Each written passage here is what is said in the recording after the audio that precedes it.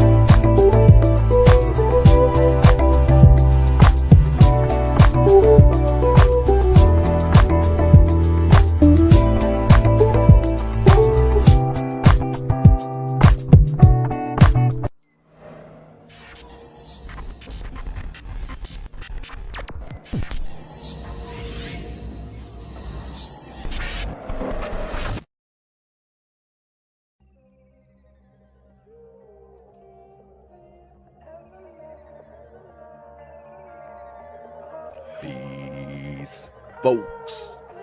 This is X from TPOT Media. Open your mind and wake your black ass up. You know what time it is. Hit that damn like button as you make your way in the door. Grab a seat, settle in, get ready. It's the Grown Man Hour with your host, my man, Bernard Riley.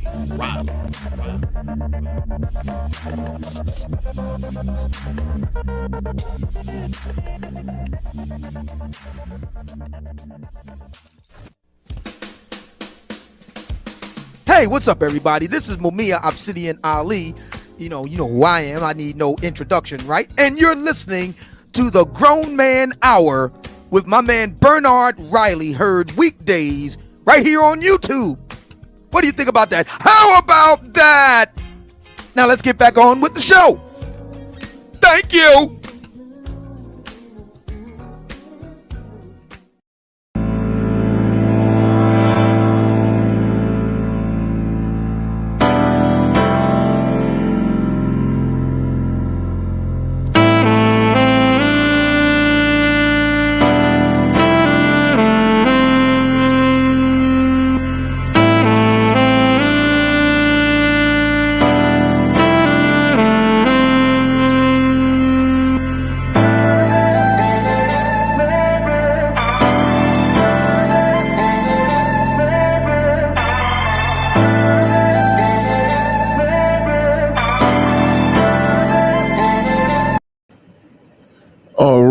All right. What is going on? What is going on, good people? Welcome to the show. Welcome back. Glad y'all could be here. Hit the like button as you make your way on in. Hit the like button as you make your way on into the building. I'd like to thank everybody who's here today, as I always do. Shout out to the early bird squad, those that make it in bright and early before we even get things started. I appreciate each and every one of you. Appreciate each and every one of you. Young PZ in the building. He says, "Oh man, let's get it." Yes, me and Oh Man haven't done a one-on-one in a while, so it's going to be good to talk and go over a few things. Face to face in the building says, "Salute, brothers." SKC in the building says, "Morning all." We all got to give a special shout out to SKC, who is making these wonderful intros. Speaking of wonderful intros, there's actually another that I just uploaded. Wonderful intros or advertisement for the Manosphere Meetup, the Black Manosphere Meetup, I should say. There's another one that I just got wind of and just downloaded. So we're going to play that one as well. Let's get ready to go. Let's get it. But this is not a party. This is not a bunch of photo ops. This is an opportunity to deepen friendships that have already been established in the Manosphere and to begin the process of establishing business relationships between like-minded Black men.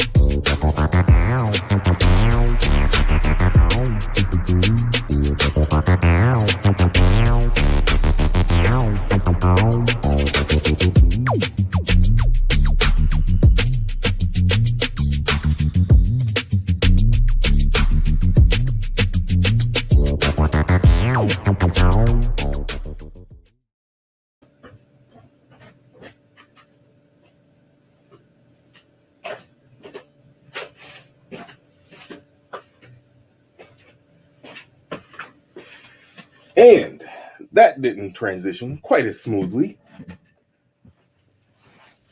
because I had to go grab my laptop and I didn't make it back in time. But that happens. That happens. But be that as it may, we are still rolling. Still rolling right along. Still rolling right along.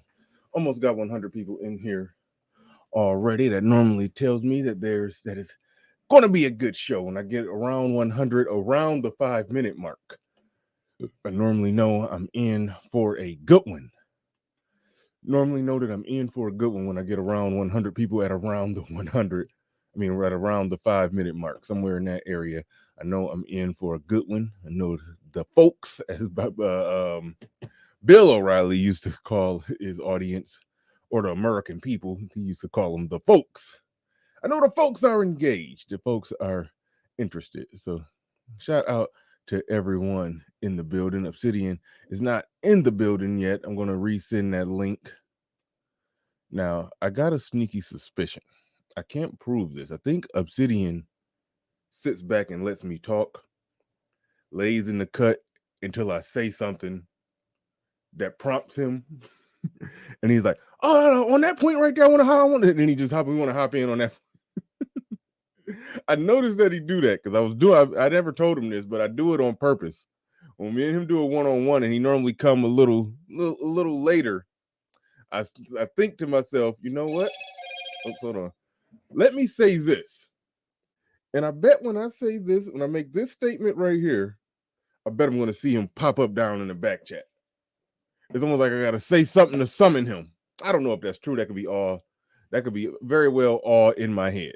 That could very well be all in my head. But that is the view I have of things. That is how I view this when Obsidian comes trailing in late to our one-on-ones. But who am I to say anything about being late? As somebody pointed out, somebody said I'm a business conservative with liberal time management. Yes, as I always say, he ain't through with me yet. I still be running late. Still be running late. It is a lot that goes into getting the show going when you see, okay. I'm not the only one to notice that. See, Shannon noticed that.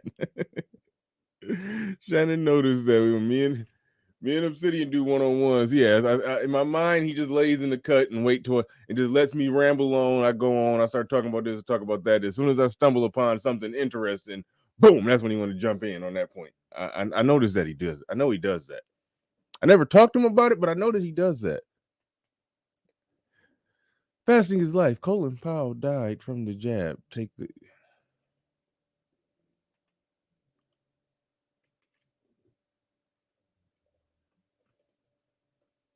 Thank you for the $2. These last $2, I'm not gonna lose. Thank you for the super chat.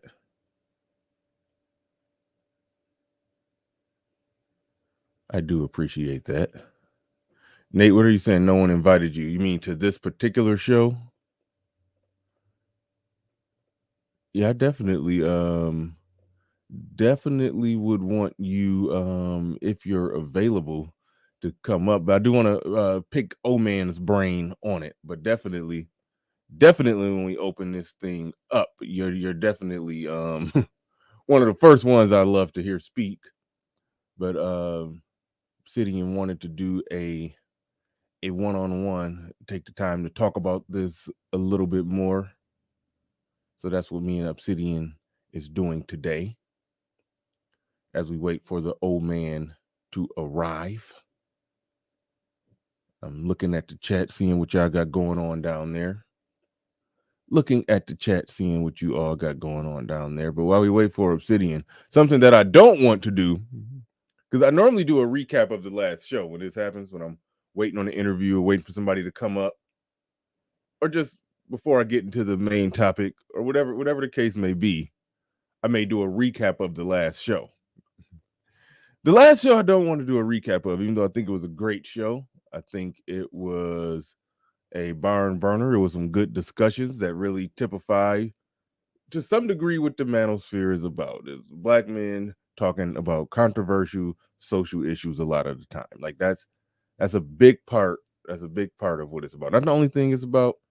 That's a big part of what it's about. So I do like that we had some passionate debate about a controversial issue of which there's no good answer. There's really no good answer. There's no completely good answer. There's some good answers. There's some wrong answers, but there's no perfect answer. Just put it like that. There's no perfect answer. There's no ideal answers to questions like that. And so we definitely had a good discussion, a lot of good ideas on the table. I think most people agreed that it was good. Shout out to Queen Q. She definitely got in there and got her hands dirty in that discussion. she got down into the pit. So it was so it was definitely a good discussion. Shout out to J.I. who had the most unpopular opinion of the day. The most unpopular opinion of the day. And people could disagree. But there's some things that people disagree on where, we can't prove it, but we side-eye it. Like, you're trying to going hard for a position that has some implications. Yes, I know you're saying the good political public reason why you're going for you. Somebody said my camera has a heartbeat. Yeah, I changed the settings today. It won't bother you as much when Obsidian comes up because then I'll be zoomed back. But I like it like this because when I put it like this where it keeps refocusing, I'm a little more clear in HD. And it doesn't do that thing where it turns off. So this won't be a problem coming next month. Big things coming down the pipeline. Already have a separate location ready to go. And a lot of equipment will be on the way. So things are going to change around here. It's going to be a whole new show, a new format. I've been doing the show pretty much as it is right now. The show that you see right now, I've been doing more or less this type of show with this format and this visual for a year. I think it was September of last year when I cammed up because I was doing it for the first from January until July. From January until July, I was doing it just like this. This is what you saw. Maybe a different, alternated, swap the picture in and out. But I didn't mean to mute myself. But for the most part, that was it. This was what you saw. This was the show. Me, and I bring up guests, and you just saw a pulsating bubble. A lot of people still do that, and hey, that's how you roll. But this was how I did the show from January until about August. January until about August. Maybe September. I forgot the exact date. And then I definitely upgraded to what you see now.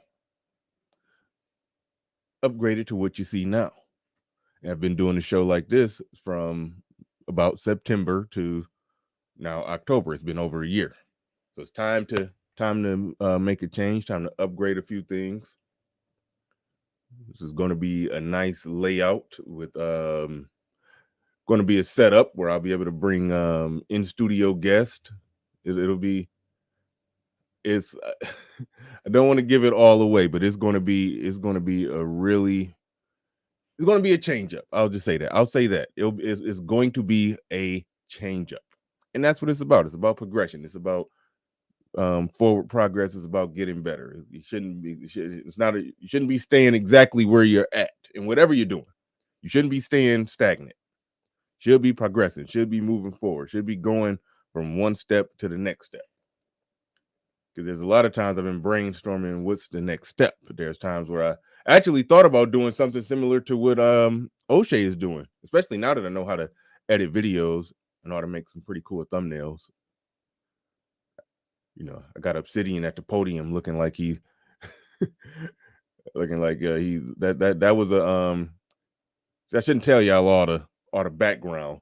The picture in the thumbnail, that was originally Barack Obama speaking right there. I know how to take Barack out, put Obsidian in, and yeah. So I know how to do a little bit. So I've been gradually learning how to do things a little better to improve the quality of the show. And so yeah, that's where we're at with it. Shout out to car designer Chris, a channel member. I have actually a couple new Patreons. Some Patreons dropped off and some new Patreons added on. There's a problem with the Patreon that I got to fix. I'm just doing announcements right now while we wait for Obsidian. There's a problem with the Patreon that I got to fix because the videos I've been posting on Patreon, the patrons can't actually see them because I just been using the link from the members only video. And I thought that they would allow Patreons to just be able to click on that link and watch it, but apparently you can't. So apparently I got to post things in two different ways. So patrons, be patient because there's some shows that got taken off the air that you probably did want to go back and see. You'll be able to see them once I fix that problem. It's not as quick and easy as a fix as I thought because it's not acceptable to do what I normally do to just make them unlisted and then other people will still be able to figure out a way to see them. I don't know how people do that, but you make a video unlisted, people can still figure out a way to see it, especially if they okay, I'm not gonna give that away, but you make it unlisted. It's not on the channel, but some people still know how to figure out a way to get to it or get back to it. But so that wouldn't be fair for the members who pay for the membership if they didn't get the exclusive content or the things that were taken off the air. Like the show I did yesterday was a show that I essentially did members only. I did a members only show where I basically just riffed for 22 minutes on my thoughts on the age of consent and how it's subjective and arbitrary. Even though we still can draw a moral line in the sand, but even if you put it at 21, you are putting a very, so you're subjectively putting that line putting it at 21. You put it at 17, that's subjective and arbitrary. So I made that point yesterday on the show, and I made that point in a members only video. But the thing is, I came back a few days later and did a live show on the same topic. So some of the discussions the members will end up getting would amount to a teaser trailer of it when I get the new setup. When I have more in studio guests, it'll be more conversations that'll be recorded that may not get on the air, that may get only to members only, that may be only for Patreon. There are, discussions where you could be a little more blunt that will be able to be on Patreon. So there's ways that I'm trying to work this thing out, trying to make it work. But shout out to car designer Chris. He says it was a hot topic talking about the family secrets, not a recap. Shout out to you. Appreciate you coming through with the $5 fee. This is the last thing I'll say about yesterday's show. One of the criticisms that I kind of heard murmuring around the Manosphere is that Shut up, E. Taylor. If you weren't a member, you wouldn't be able to get away with that. You said, come on, BR, we don't want to hear all these excuses. Just hurry up and fix it. I will. I'm actually, right after today's show, see, I got to get in the habit of right when I get off the air, don't get up. Because if I get up, I'm going to end up doing other things. But if I just stay sitting here and then just start working on fixing problems and touching up things and doing the thumbnail for the next day's show and just get to work right when I get off the air, then I can have everything done. Shout out to Ike Ogiamian, who said, let your current self be an assistant to your future self. Anything that your future self is going to need done for tomorrow, your current self needs to be getting all of that ready today so your future self can just wake up and just show up and walk in and start working. That's how you end up being on time and not starting 5-10 minutes late every day. But there's that. And as RM pleasantly suggests, hit the like button. Definitely hit the like button. One thing I do want to say, because I do listen to what people say.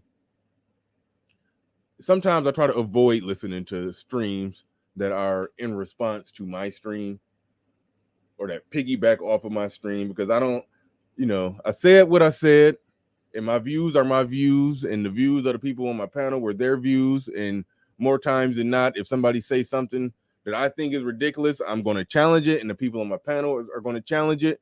One thing about us, we don't let people off the hook. But then there's the factor of black men doing a witch hunt on other black men. Now, here's my take on that. If a man is guilty, he's guilty. All right. If he's on some bull, he's on some bull. And it just is what it is. All right. We're not about to play around with that one.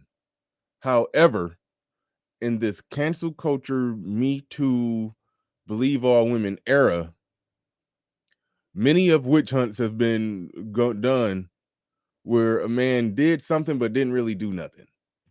Or he didn't really do nothing, but somebody said he did something. So men need to be careful about leading or getting involved in a witch hunt on a man. Even when that man is probably guilty, you're still just feeding into the culture that says all men are wrong and they need to be, shame. Even though that particular man may have been wrong. It's like it does come a point where you don't want to be, adding more fuel to that believe all women attack all men culture. So maybe a touch of finesse of, hey, I'm not with this guy.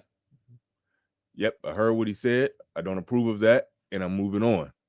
But I'm not about to break out the pitchforks and the torches and lanterns, because those same pitchforks, torches, and lanterns could get broke out on me when I haven't even done nothing wrong. If we join in, excite the riot, and be part of throwing fuel on the fire of another man who's clearly burning, clearly burning. So that is something to be cognizant of. Even though I'm not trying to. Oh, and Shannon, I think, yeah, you was on my show before, man. We was talking about getting the one-on-one together. I still want to make that happen.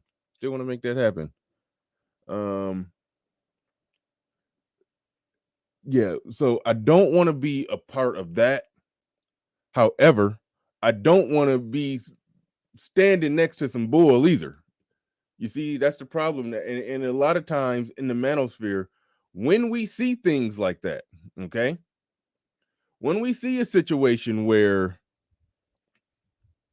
a man is being trotted out as this dysfunctional moral monster, and in some cases he might be. In some cases he may very well be. But see, here's the thing. This man who's this moral monster, well, that's been the story from the start. No matter what matter of orders of magnitude of dysfunction that the mother was engaging in. The mother could be beating the kids or smoking crack in front of the kids. historically in the black community, we'll more sooner blame the dead dad, not the deadbeat dad, the dead dad. He got shot 10 years ago. We'll blame him before we blame her.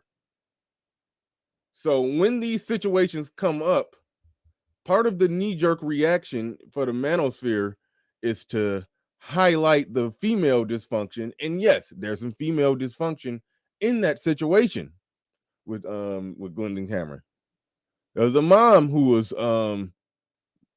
serving her daughters up like sacrificial lambs. There's plenty of mothers and fathers, probably, but most we know the stats. most cases, mothers. We know there's plenty of mothers who fell down on the job or never took the job seriously to begin with. That put their daughters in that situation. What the manosphere does is highlight those situations. They highlight that aspect of it. And so when the manosphere sees a situation like the Glendon Cameron situation, and they take a step back and be like, hold on, what about these old mamas? In the process of doing that, in the process of putting the blame over there, where a large portion of that blame should be, almost depending on how you frame it, you can make a case that the majority of, if not all, the blame should be over there, because there's going to be a percentage of predators in the world. It's your job to protect your children from the predators. Shout out to brother Xavier in there in the building, these old mamas. So I understand the knee-jerk reaction and inclination of the manosphere to want to highlight that aspect of it, because the aspect of the man just being a monster, the predator, the this or that, that's been highlighted. All right, that's been highlighted. The manosphere scratch beneath the surface. Now let's get down to who the real monsters are. And a lot of time it's the parent. The manosphere highlights that. And in highlighting that, you want to pivot away from the man who, in this case, who I think was horrible. I do think he was horrible. Absolutely horrible. But there's a whole discussion to be had. If some of the mothers involved would have cammed up and dropped them a video, I think it would have sounded just as awful if they would have cammed up and gave an honest video about what they did and what they didn't do and how they reacted to it once they knew. You know what I mean? So the manosphere highlights that. So that's and I understand that, and we should. But I think it's important to be careful while highlighting that aspect of it, that we don't stand next to the dysfunction that's coming from the man involved in it either. Like that's the balance of that. I'm all for highlighting the BFF, the black female effery in the equation, because it's there and it's been overlooked for years. We all know the crack fiend mama is still a black queen mama. We know.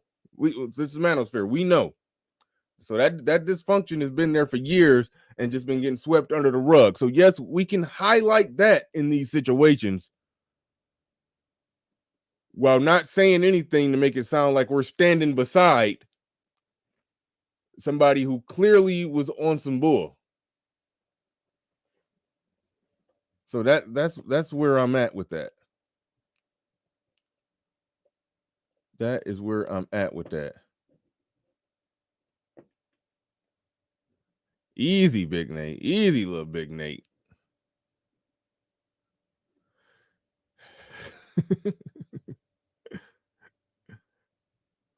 When we do these Manosphere meetup shows, we got to keep it keep it professional and shirt tucked in. All right. You ready? You ready to break out the battle axe on them? Now let's just let them dislike. Let them dislike.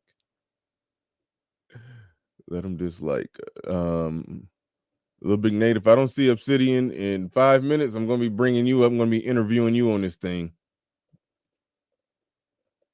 I only got so much filibustering I can do. Only got so much filibustering I can do here. God damn. JR, you know the deal with my camera. I expect it to be, never mind. You've been here. Little Big Nate Show says, I'll take my wild ninja disease meds. My apologies. Yeah, you gotta take like two of them for breakfast, one at noon, and just take a few before bed. SKC in the building says, shh, Trey, let me savor this.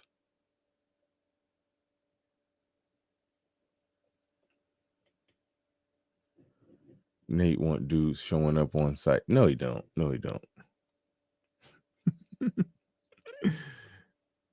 It's my understanding there will be security at the event. It is my understanding that there will be security at the event,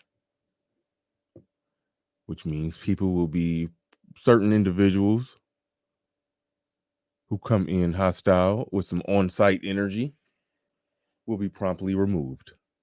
So Little Big Nate will not have to be security. He will not have to unleash the wild ninja disease on anybody. Hopefully that does not become a problem at all. And hopefully everything flows quite well. I'm about to resend this link to Obsidian just to be sure that he got it.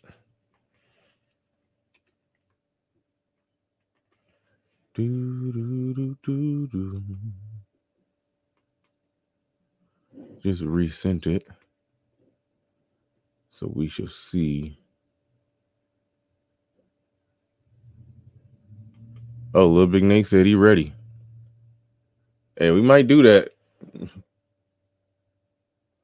We might do that.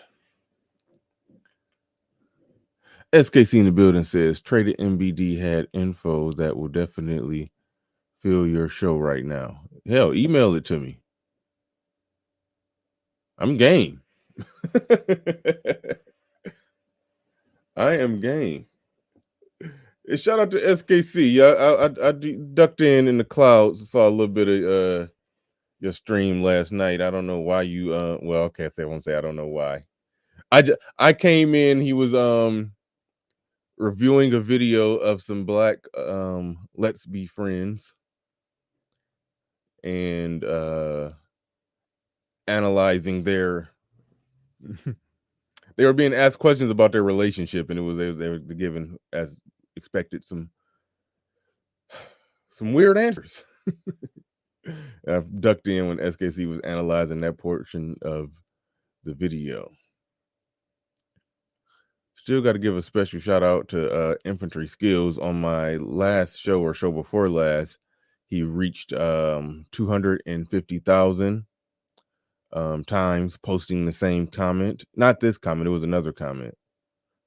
He posted it 250,000 times, so shout out to him. He had been working on that for some time.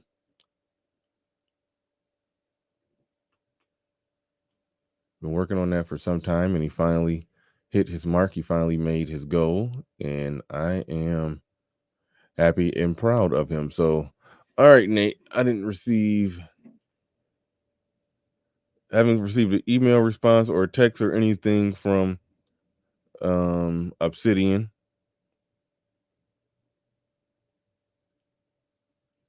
Perhaps SKC will send me something. I can't wait for SKC. SKC, how soon can you send? Well, no. Little Big Nate, I'm sending you. I'm dropping the link for you, Little Big Nate.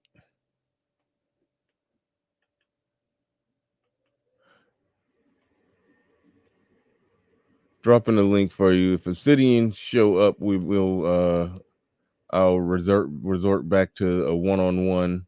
I do go back to a one-on-one with him, and then bring you back up later. Or I mean, I don't know if we. I don't know. We're gonna bring up Little Big Nate while we wait to see what's going on with the old man. So the link is in the chat right there. But I am curious about what this SKC information is.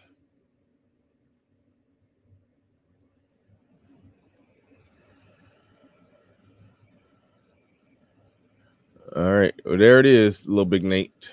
So he says you have to hit the road. He won't be able to come up later. So yeah, might as well go on and come up right now. Come on down. Let's go. Uh-oh.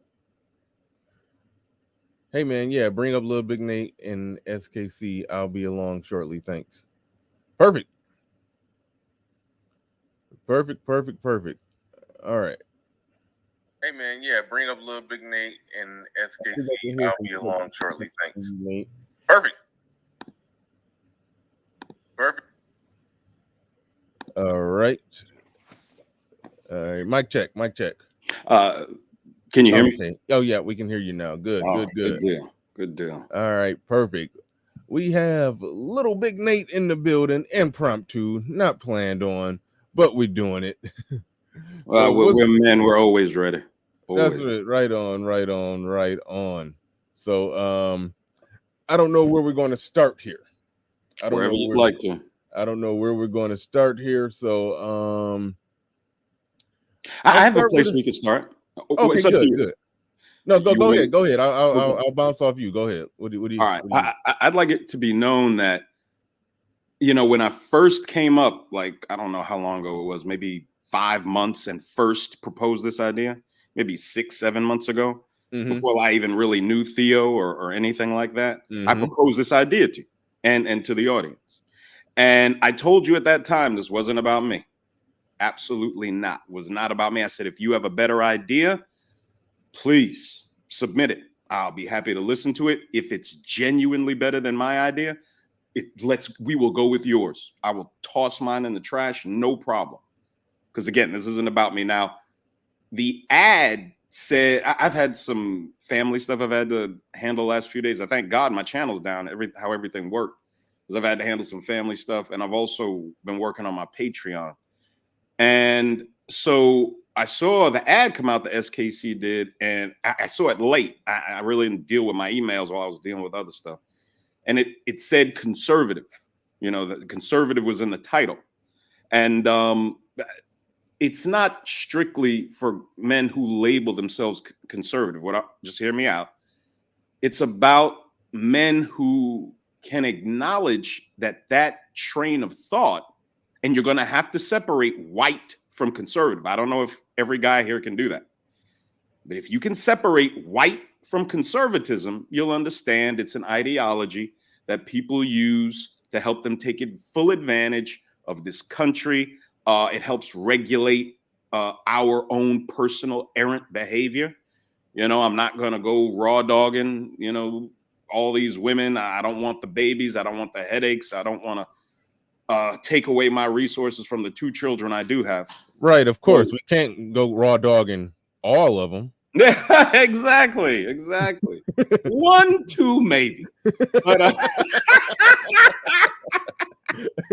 not all of them. Just a few. The ones who look clean. No, just playing. Yeah, these are jokes. Smell clean. Smell clean is a big deal. These are jokes. But that's all that we're doing with the term and the ideology of conservatism, is doing with it what almost every highly successful group that come to this country do with them. The Indian community is very conservative, very successful. The Jewish community in America is very conservative, very successful. Even though they don't vote conservative oftentimes, they're tied up in liberal madness often, but they live conservatively, especially financially. Very conservative community. The Middle Eastern community, very conservative. these are some of the most successful communities in this country. We used to be an extremely successful people. And, when we were much, much more conservative and Republican. So it's just about getting back to those winning ways. And for the men that can separate white from conservative, you'll be well served coming to this event. No, definitely good stuff. One thing I want to ask you before I throw it to SKC, and this is a question that I wanted to ask Obsidian, so I guess Obsidian can, if he's listening, he could, I guess, prepare for his answer. But this is a bigger question for Obsidian because you haven't been doing this as long as Obsidian, but as we all know, you've never shown yourself on camera. Obsidian has, we've seen pictures of Obsidian. Nobody's ever even seen a picture of you. I've never taken a picture on social media and put it up for those of you looking for one. But you have seen a very close facsimile to me in my boy. Right. We look almost. It looks like I gave birth to him. Basically. Nah. So if you want to know what I look, just look at the boy, and you'll be seeing pictures of me soon enough. Well, my question with that is, in this situation, you're going to be there. You're going to be live on stage. Absolutely.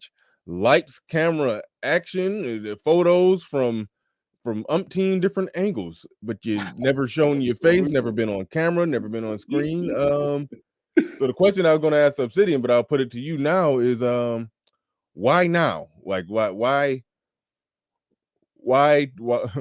take that step now?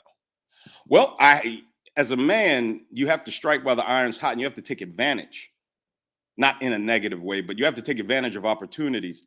I brought up, again, before I even knew who Theo was, this idea on your broadcast, Mr. Riley. And it just so happens Theo was doing the IT event, right?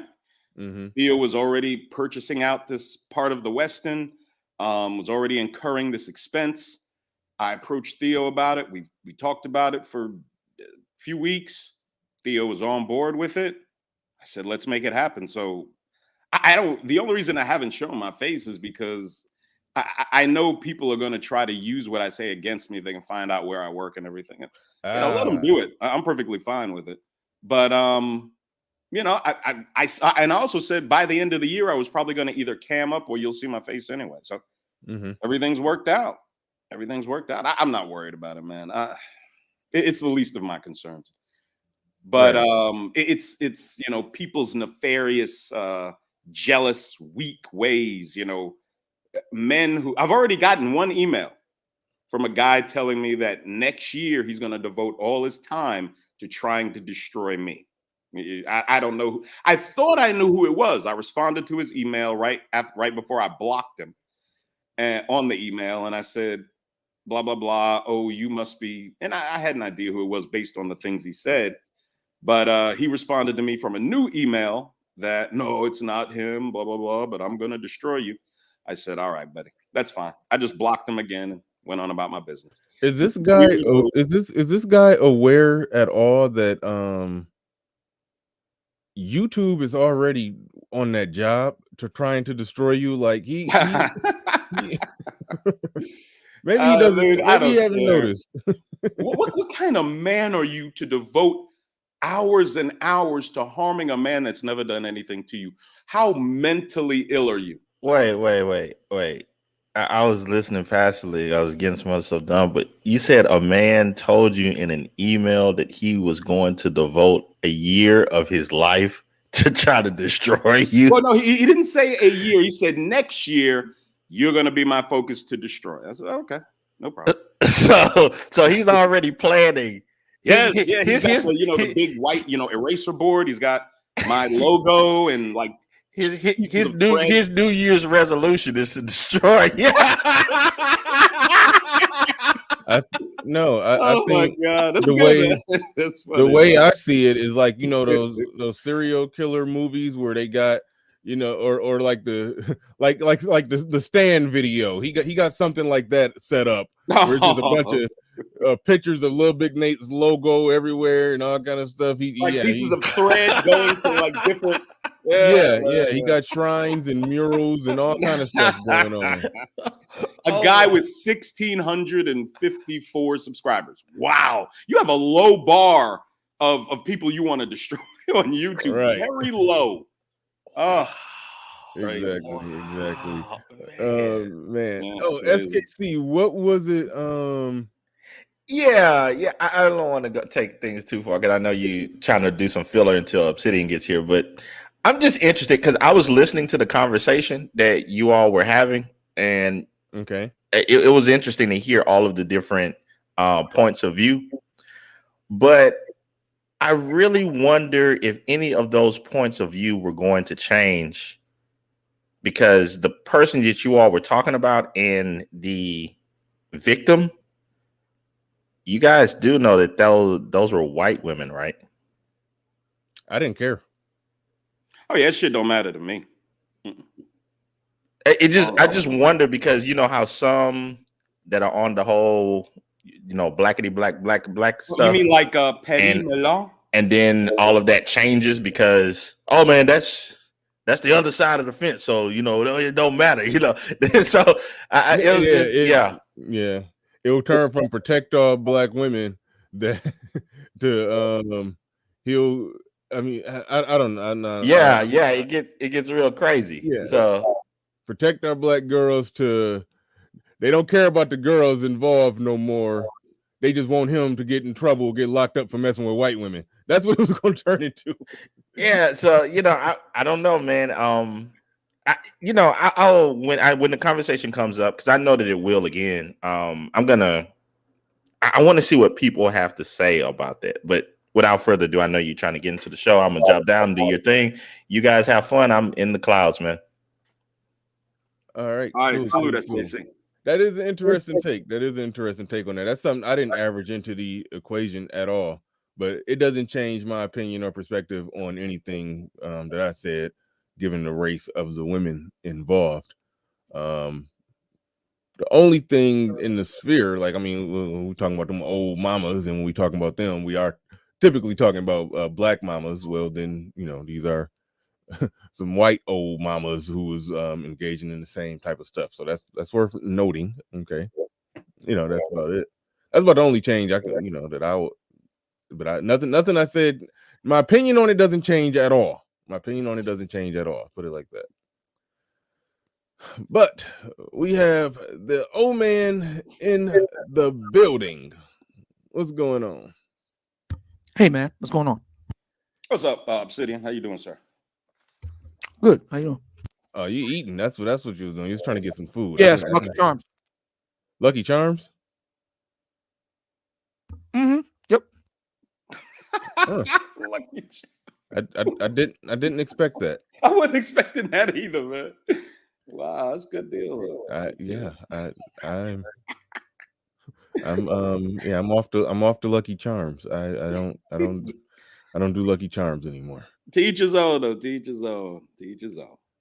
When I want to splurge, because I've been eating right lately. Well, I always say that, and then I end up backsliding. But anyway, so that's why I don't talk about it no more. Because if I talk about it, I end up backsliding more. But my when I want to indulge and eat some sugary cereal, I normally go for Captain Crunch berries or some Cocoa Pebbles. Oh no, yeah, Cocoa Pebbles or something like that. Anyway, Sir Tice in the building with $5 super chat. Shout out to Sir Tice for being a member. He said Lil Big Nate received an email with cutout magazine clippings. Yeah, that's what I was going for. I didn't exactly illustrate it quite right. He says, I'm gonna kill you, Nate, all crooked looking like Soul Train scramble board. Yeah, that's definitely how I envision it as well. You, Nate. Yeah. Shout out Tice. That's definitely how I envisioned it as well.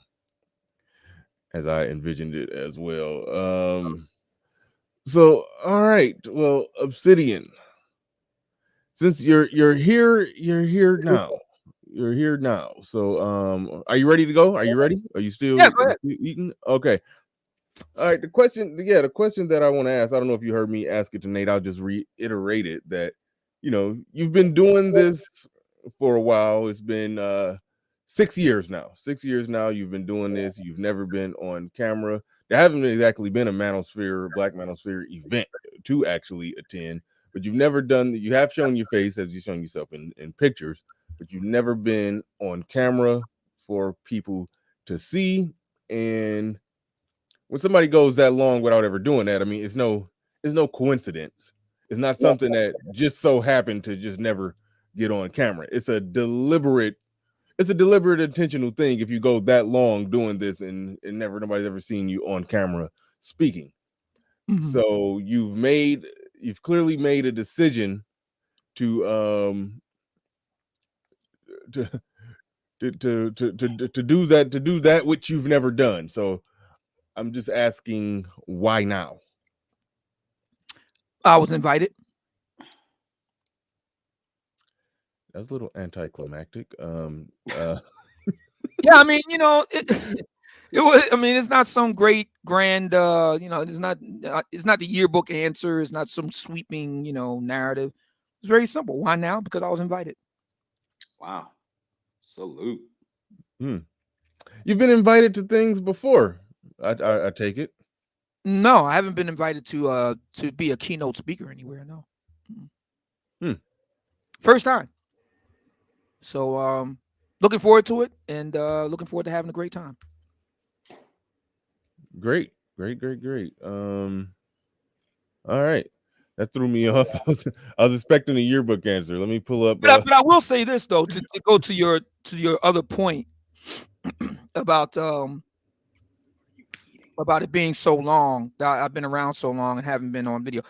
When I first got to YouTube to me was just a means to an end. So I just wanted to get my message out in a talk radio style format, and YouTube seemed to be the best facilitator of that for my target audience, which is Black men. Like, Black men don't really use iTunes like that, Podbean, and other Anchor. They don't really use it the way, to the extent that they use YouTube. So that was the reason why, my principal reason for choosing YouTube, and as it turns out, it was a good choice to make, because it's one of the biggest websites on planet Earth. But I learned over time, and I'll be reminded about this frequently, that it's a video medium. And so what I'm doing is kind of, in a sense, an ill fit. That is to say, an audio focused, format. And as time has gone on, I've kind of grown to accept,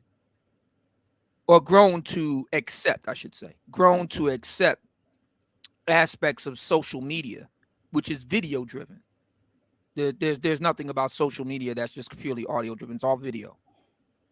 And people want to feel a connection to you, and they can't really do that in a audio idiom. They feel more of a connection to you when they can see you moving on camera in real time.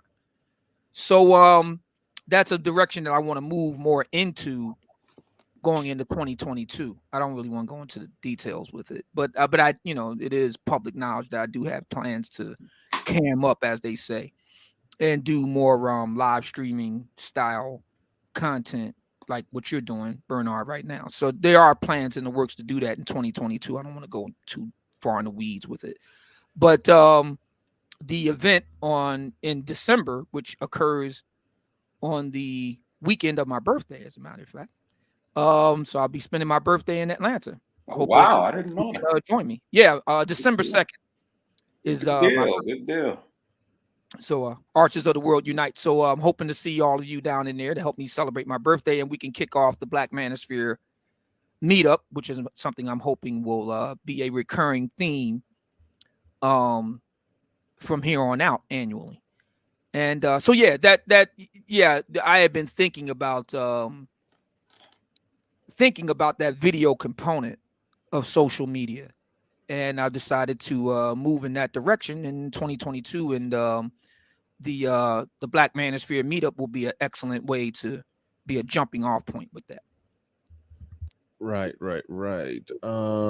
What's your general and this is a broad question that you could take any way that you want to go. This is just a broad, wide open question to just prompt you to just give your thoughts and ideas. Just what's your overall expectation with the Manosphere meetup?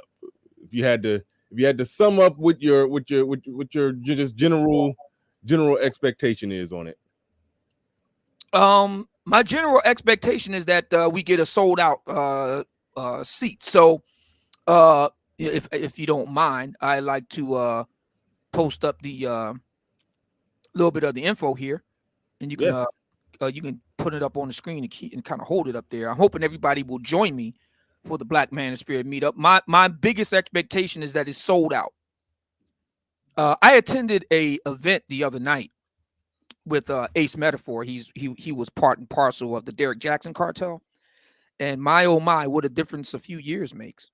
Last time I saw him was in the spring of 2019, and so I saw him here again the other day on Friday, and he had a sold out event. The capacity for the room, because I checked it, the capacity for the room is about 750 people, and there wasn't a seat open in the place. Wow. And this is in the grips of a pandemic. Oh, and it wasn't just Black women in attendance, by the way. He had one thing that really impressed me was that there were a lot of Black couples. So there was quite a few Black men. There was still more Black women than Black men overall. My point was that there were a lot more Black couples, meaning a lot more Black men in attendance. Can I ask you a question on that? Yeah. Real quick, why were there so many more men and couples at this one? Because I've heard you talk about these events; they're almost exclusively women. Was it advertised for couples, or I'm just wondering? Yeah, that's a good question. Yeah, it was pitched at more of a couples type of event. It was pitched that way in a sense. But I tell you, and it dovetails back to our conversation now with the Black Manosphere and the power of the Black Manosphere. See, I believe that we've had a hand in that. I believe that the Black Manosphere has kind of shifted the trajectory of what I refer to as the Black love machine, or the Black love business, if you will, the Black love industry. I call it the Black love machine. Because you're right, Nate. Historically and more recently, the Black love machine has been almost completely tilted toward a Black female audience. Absolutely. What I believe, and I am leaning on my own authority here as one of the three kings and founding fathers of the Black Manosphere here. What I believe is that the Black Manosphere has played a hand in kind of forcing the Black love machine to consider our points of view and to and in a sense kind of accede to our demands to some extent. I've noticed, and I write about this in my book, the book of Obsidian, is that not only has there been a rise of dating coaches and the like aimed at Black men, but you're going to see a lot of these experts in the Black love machine tilting toward Black men in their own way too. And that's what happened the other night with Ace.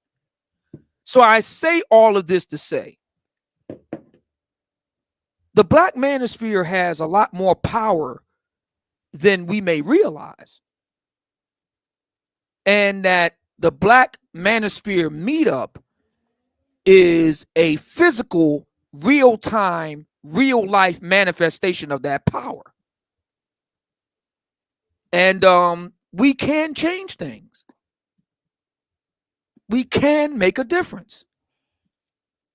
Not just there, Obsidian, we are making a tremendous difference politically too. I guarantee you that. Yes, huge difference politically, though. So yeah, salute to the men in this space actually affecting change and having influence on the national narrative about politics and relationships. Pat yourselves on the back, gentlemen. Yeah. Oh, by the way, if I may be so bold as to impose, Bernard, there's a lot of people asking questions in the chat room. I would like to humbly suggest that they do so in the form of a super chat. You know, you don't run a show for free. Exactly. I'm willing to answer any questions anybody may have from the listening audience about the Black Manosphere meetup, my involvement with it, etc. at all. I answer any questions for as long as you want me to answer questions. I'm here for the duration. All I ask is that you put it up in the form of a super chat. Bernard doesn't do this show for free. It don't run out on hopes and dreams. We are conservatives here. I'm a proud Black Republican, stomp down capitalist. And my reasoning for being involved with the Black Manosphere meetup is very simple: business. And that's what I love about the format of the event, is that we want to focus on building men from the ground up. And in order to do that, we got to get this. There are things that Black men have to do. There's work that Black men have to do.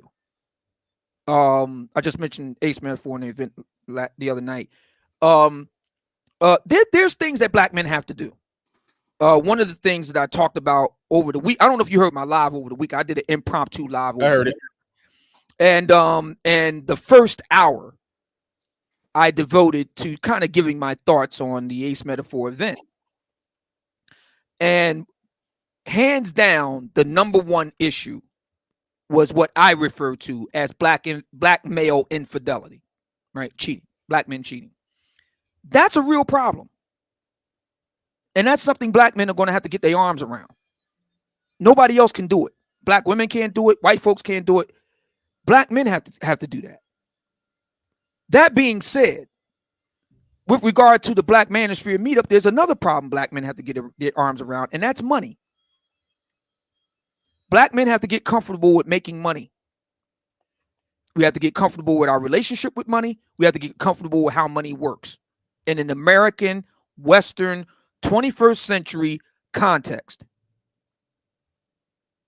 And I like what Theo is doing. He is bringing all of his expertise to the table to do hands-on teaching and training of men from the ground up to be successful in his field. Absolutely. Okay. That's something I really like, that concept. There's going to be a lot of conferences and meetups and so forth regarding Black men moving forward. What I like about this one is that it's hands-on and it tackles actual problems with real world solutions in real time. That's what I like about it. Now, we can go into the whole thing with politics and all the other things. But my main reasoning is because of that. We got to start building up Black men, and it starts from the ground up. Yeah.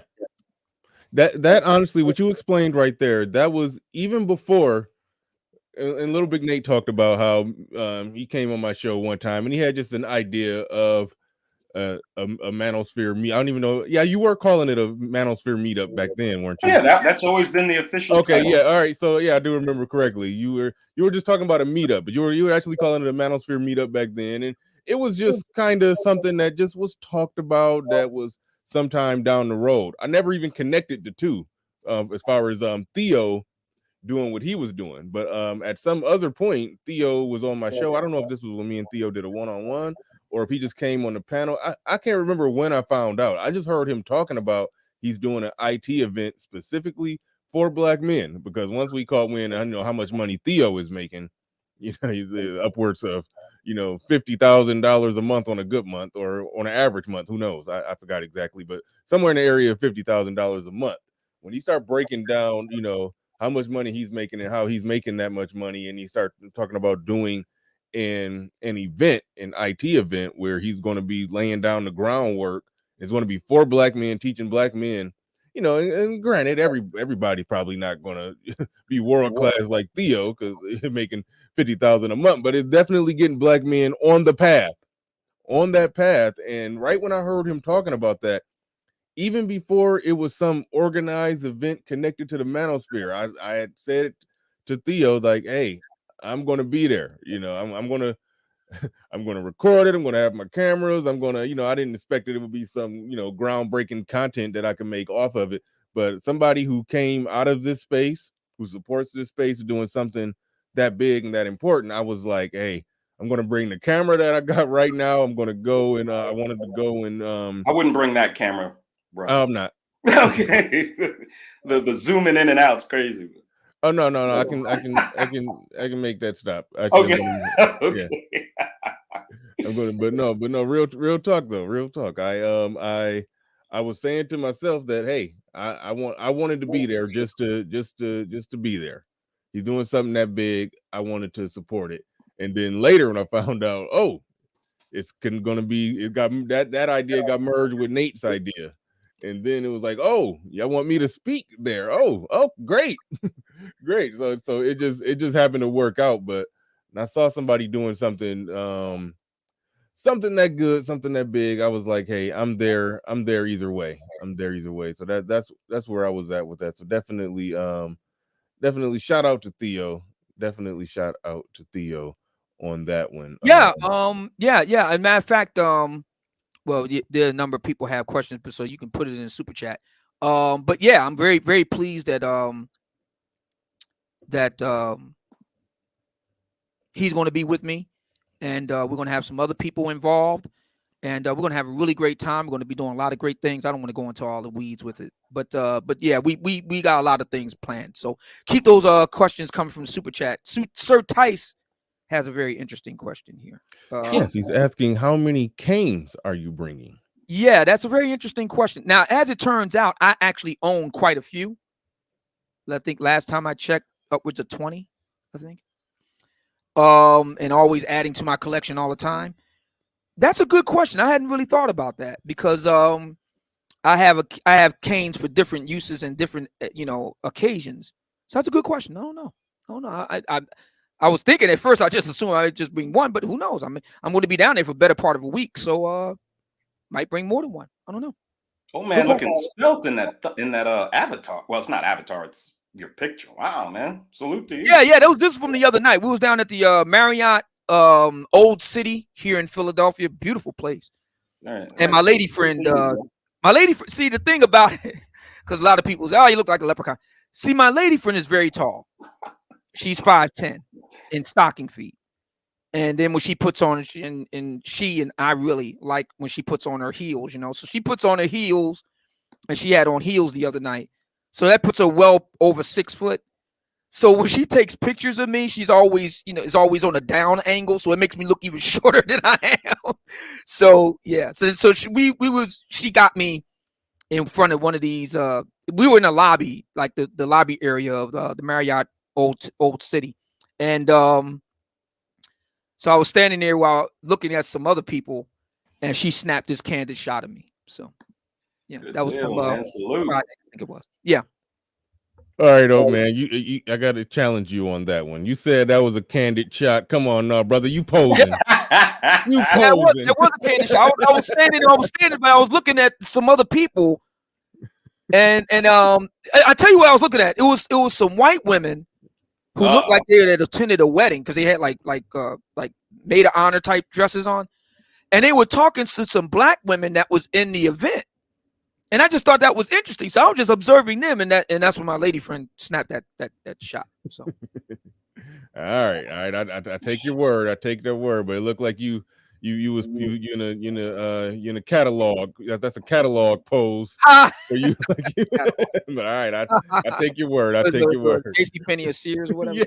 Yeah, exactly. Yeah. Car designer Chris in the building. He says live stream if we can't get down to the event. I understand there will be lots of yeah, we're gonna be doing that. I'll go ahead and let this slip. So the plan is we're gonna do everything. My suite is going to double as a de facto studio. So we're gonna have everybody in there, live streaming and all that. So yeah, we're gonna be doing a lot of that. Mm-hmm. But the actual event will not be live streamed live. It won't. I don't believe so. Just the actual going ons. Oh yeah, right. Gotcha. Yeah, that's private. What we're talking about and doing is being done in private. Right. So that's why you want to be there, if you want to be part of what we're trying to accomplish. Yeah. Shout out to car designer Chris. Also, shout out to who we got in here. I know I saw another one. James Hudson in the building. He says, "Is this a Black conservative convention?" Here we go. Is this a Black conservative convention, or will it be similar to what Donovan Sharp did a few months ago? Thank you for that. That's actually a good question. Shout out to you. Appreciate the $5.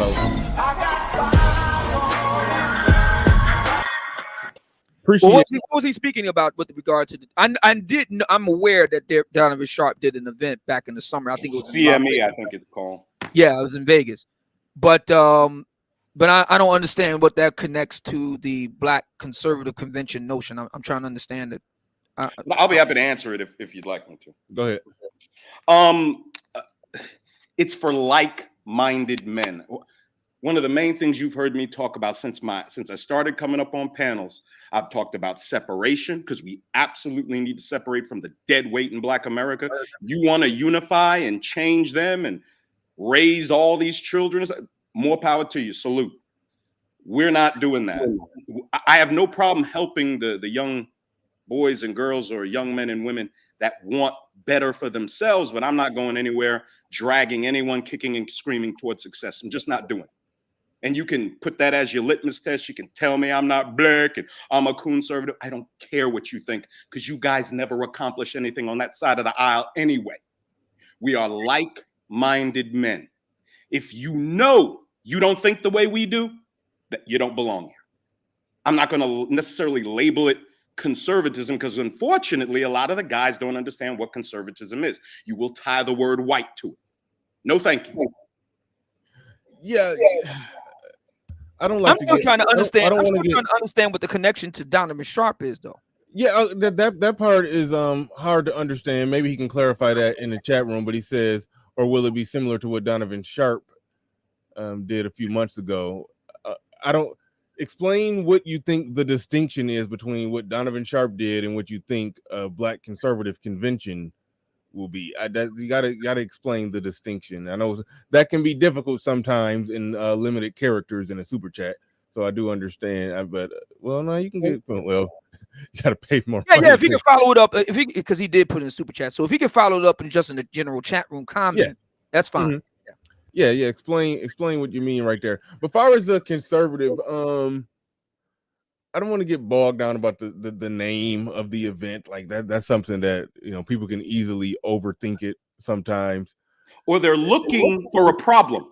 Never underestimate a Black person's ability to find a problem. Yes, and that's part of the putting the word conservative in there gives them all the fuel they need to find problem after problem after problem. Yeah.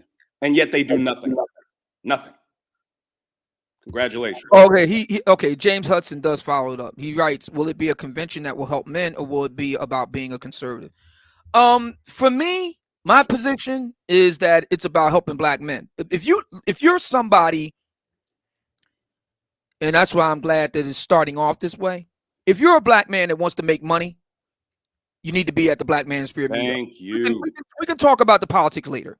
If you were interested in making money, and there's a lot of money to be made in Theo's line of work, if you're interested, he's going to help you from the ground up. All you got to do is be there. So once again, I'll put the info on how you can do that, because we're looking for what I expect. You know what would be a great 53rd birthday gift for me? Is standing room only at the Black Manosphere meetup. Okay? Yeah. That would be a birthday gift to beat the band. That's better than Magic City, because everybody say, "Oh no, City, you got to go to Magic City." I'll tell you what's better than Magic City. Everybody knows I love looking at the female form, but you want to tell me what's a better gift? A sold out Black Manosphere meetup. You want to make money, you want to be there. That's simple. We can deal with the politics and all that another time. We'll get to that later. Right now, let's agree that Black men making money is a good thing, no matter what where you are on the political spectrum. I think we all can agree with that. So if we can agree on that, be at the Black Manosphere meetup for my birthday weekend, December 3rd through 4th. I'll see you there. And if I could answer Mr. Hudson's question, it's about helping men and using the ideology of conservatism to do it. If you guys that hate everything that this new breed of 2.0 is trying to accomplish, the wonderful thing is you don't have to be there. You don't have to worry about being invited to it.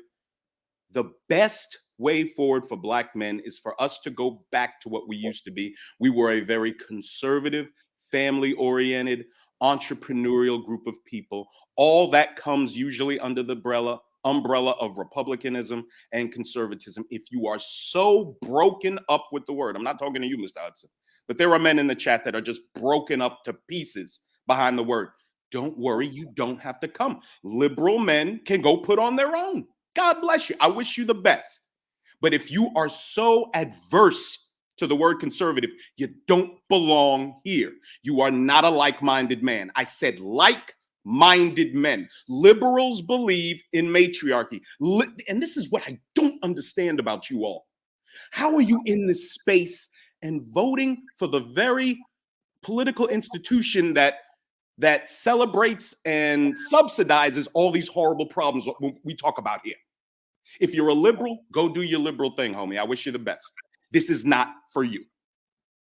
How about that?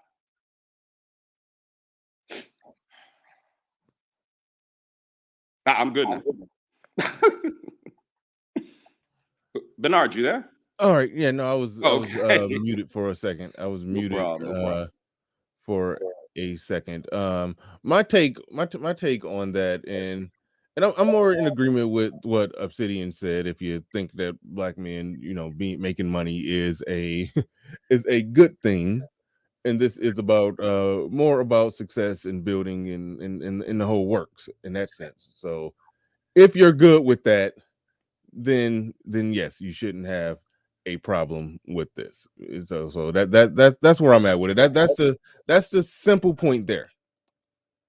That's the simple point there that I think people should cling to. They should look at what's the general outcomes. And a lot of I think Manosphere organizing, future Manosphere organizing, I think there will be a political aspect to it. And yes, with politics, some lines do get drawn in the sand, and we understand that. But this isn't this far as I understand it, this isn't that event. Far as I understand it, this isn't that event. I think anybody I think anybody of any view, any particular view politically can look at this and see what's going on and see the value in it. So that's where I'm at with it. But if you are one, it's certain people that's not even worthy of addressing, because like you could address them, but however they won't come anyway. It doesn't matter. They weren't there. They weren't even planning. Some people are going to just be just anarchists standing outside, just picket signs. Post a comment to throw us off while we're talking. It's people like that. That's let them do what they do, and it is what it is. But overall, the event is positive, and it's for Black men. And if you care about better outcomes for Black men, then you should care about this event. And that's just that's the simple place to just put it as far as that. But that's my view on that. That's my view on that. Let's see what. It's funny. I had a question on deck about the political aspect of it, and I kind of want to pivot from that because we kind of already touched on it. But this is where I'll go. This is the next place I'll go, and this is. It's kind of difficult to ask this question because when you look at the Manosphere, a lot of the Manosphere has been about, and I'm going to throw this towards Obsidian. A lot of the Manosphere has been about, for better or worse, give or take. A lot of the Manosphere was grown basically on discussions, really about women and social issues. But this first event that we're doing It's about business, IT, and money, and essentially money making, and black men getting their money right, picking up the skills that to be able to thrive in this 21st century world. And so when you look at most of the content in the Black Manosphere versus what this event about. Now, I would say they all kind of tie in because Obsidian, you've laid out this quite well, that black families, the black family structure, to break down in that is why ultimately everything falls apart. Talk about building black men from the ground up. The reason black men aren't being properly built from the ground up is go back to black families falling apart and the lack of black families, the outcomes or ramifications of the data that we show and post all the time here. you know so so when we look at what we talk about, a lot of things that we talk about, even though I can make a case that they're connected, a lot of what this event is about, a lot of our content is not about that. But you talked about on your show, black men getting down to business, and we're doing this event, this meetup. It's not a party. It's about business, but the business of the Black Manosphere, really essentially the business is talking about women and social issues, but the business that's going on there is IT. So Right. do you see it as a problem, or not necessarily Absolutely. a problem, but just something to just notice that the business of what we talk about, that we have made a business out of, is different from the business that we're doing at the Manosphere meetup. I don't even know if that question made sense, but I think I threw a lot of information out there that you can respond to. Not absolutely not. I don't see any problem at all. Okay, I think that a lot of the problem, you're right, much of the public discourse involves either directly or indirectly black women. That's true. Mm-hmm.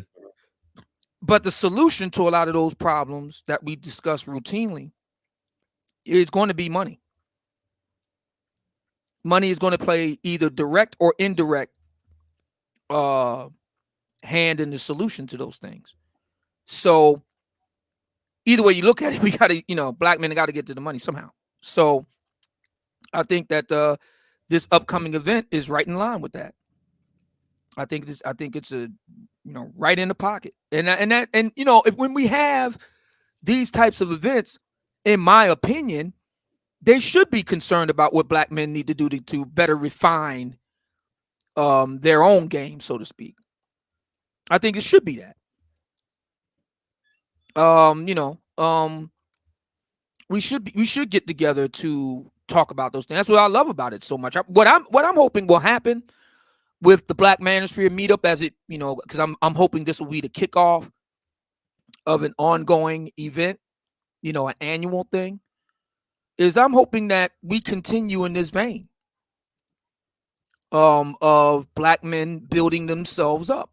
And it doesn't have to just strictly be, IT focused. It can be different other areas of business and commerce, and it can spread out to health concerns. It has just come to my attention, for example, that General and former head of the Joint Chiefs of Staff and Secretary of State Colin Powell, one time possible presidential candidate, has passed away due to complications of the coronavirus. Black men have suffered the biggest brunt of the coronavirus here in the United States in terms of death, proportionately speaking. And so that calls attention to us being much more, diligent about our health, for example. Mm-hmm. I think the Black Manosphere meetup can play a big role in moving the needle in that regard in future meetups. Included under that men's health care rubric can be, psychological health, mental health. So I'm hoping in future Black Manosphere meetups that a focus can be put on that. So there's a lot of opportunities here for us to really move the needle in the way that it should be moved. And I think that there's no contradiction whatsoever with regard to the daily goings on of the Black Manosphere online. There's room for both. There's room to talk about BFF, and there's room to talk about black men doing what they need to do to get their act together as well. There's room for both. Mm-hmm. Absolutely, absolutely. Number 16 in the building with the $20 super chat. Definitely appreciate you coming on through.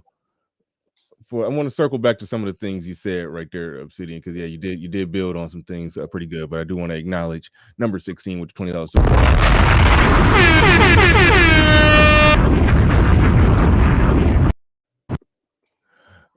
Number 16 in the building. Shout out to you. He says, if you are going to have a visceral reaction to the thought of people coming with different views, I don't. Okay, number 16. Like, pump the brakes. Like this is a positive event, and we're not we're not doing that here today. I can address that though. No. Well, no. I mean, if you want me to. Well, I don't want you to address it with a certain type of energy, if you understand. No, I'll be perfectly calm. Yeah, this is the problem. This is the problem.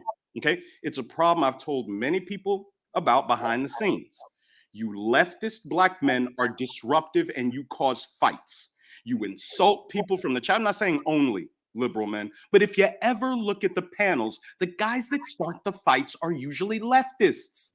You cause all these problems in the sphere, starting fights, starting wars between people. That's what you would do at the Manosphere meetup. We want like-minded men. If that offends you, I'm sorry.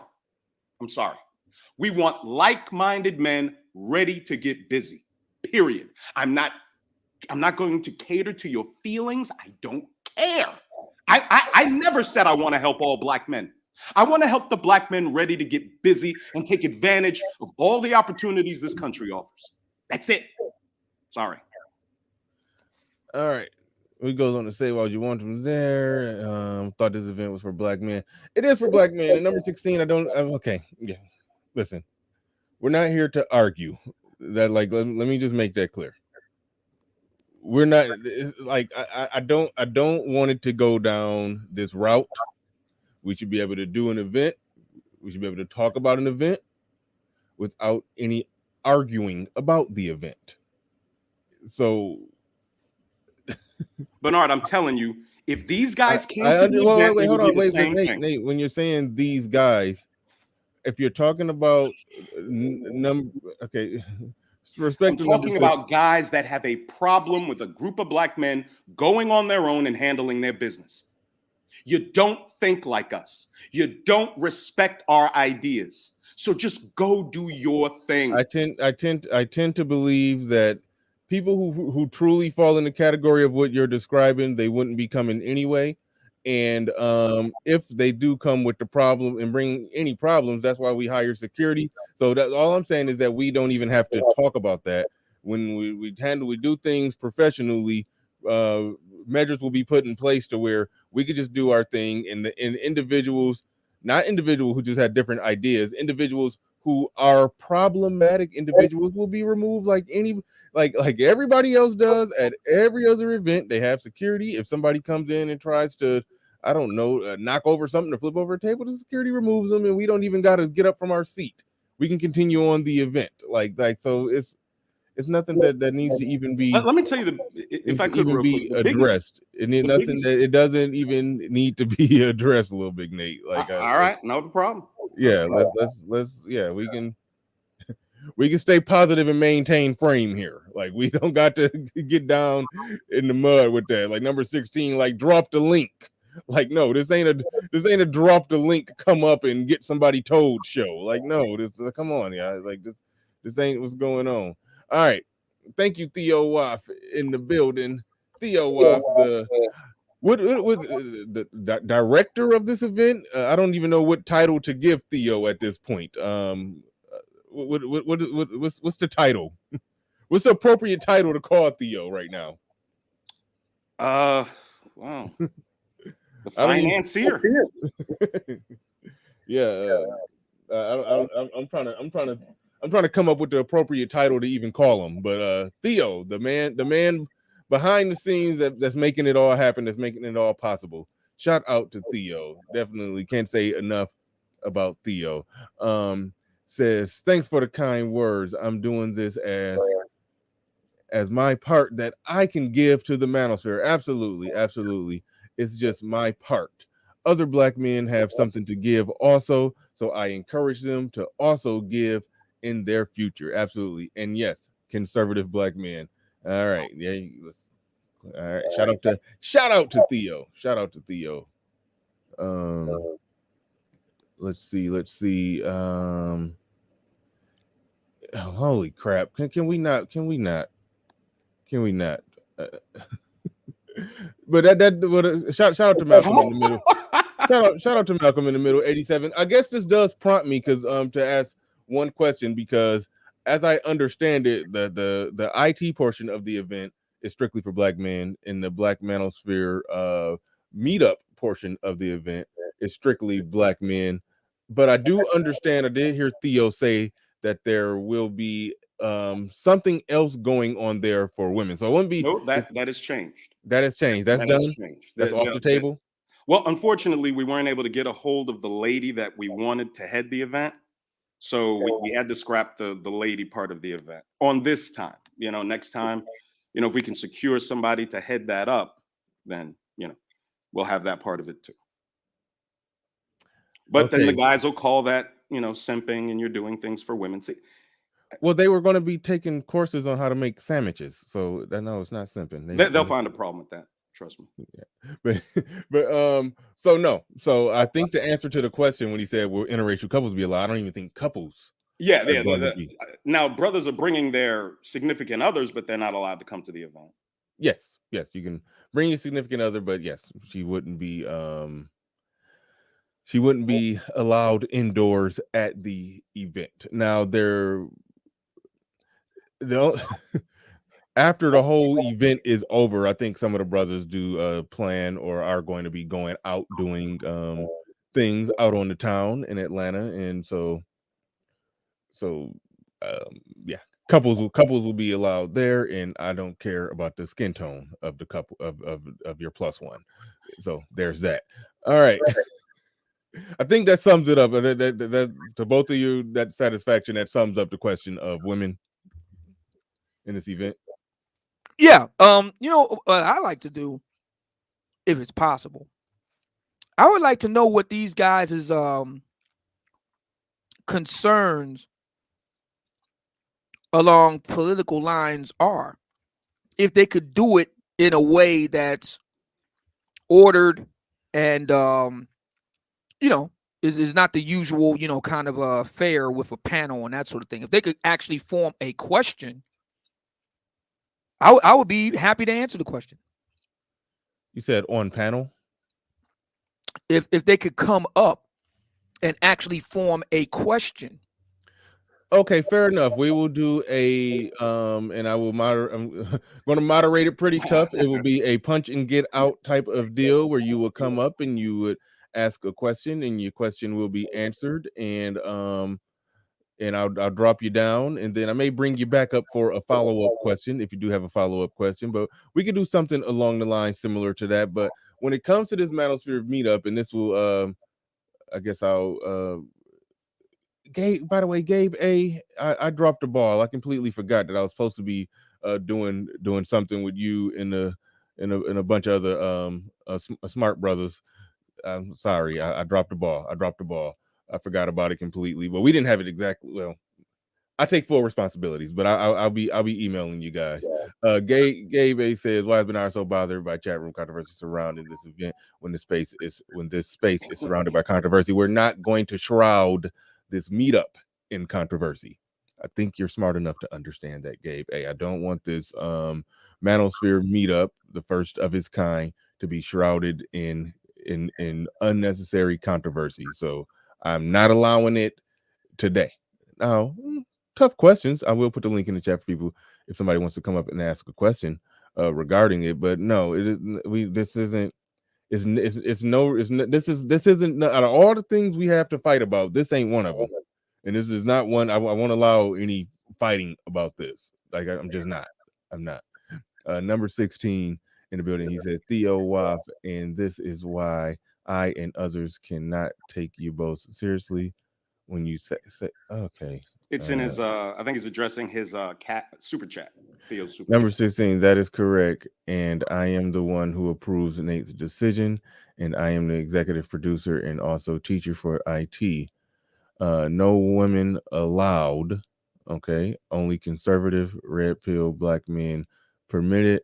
Don't like it. I don't care. No, Well, let me address that. Let me address that. I'll address it next. Because this seems to be the sticking point. So let me address this. White people have politically oriented events all the time. Mm-hmm. On both sides. You have CPAC. You have there's a similar type of event on the left, if you will. There are cruises that white folks have that are conservative in nature. Various trips and other events. These sort of things happen all the time. Absolutely. And they're not a big deal. If you're not of that persuasion or orientation, that's fine. You just don't attend.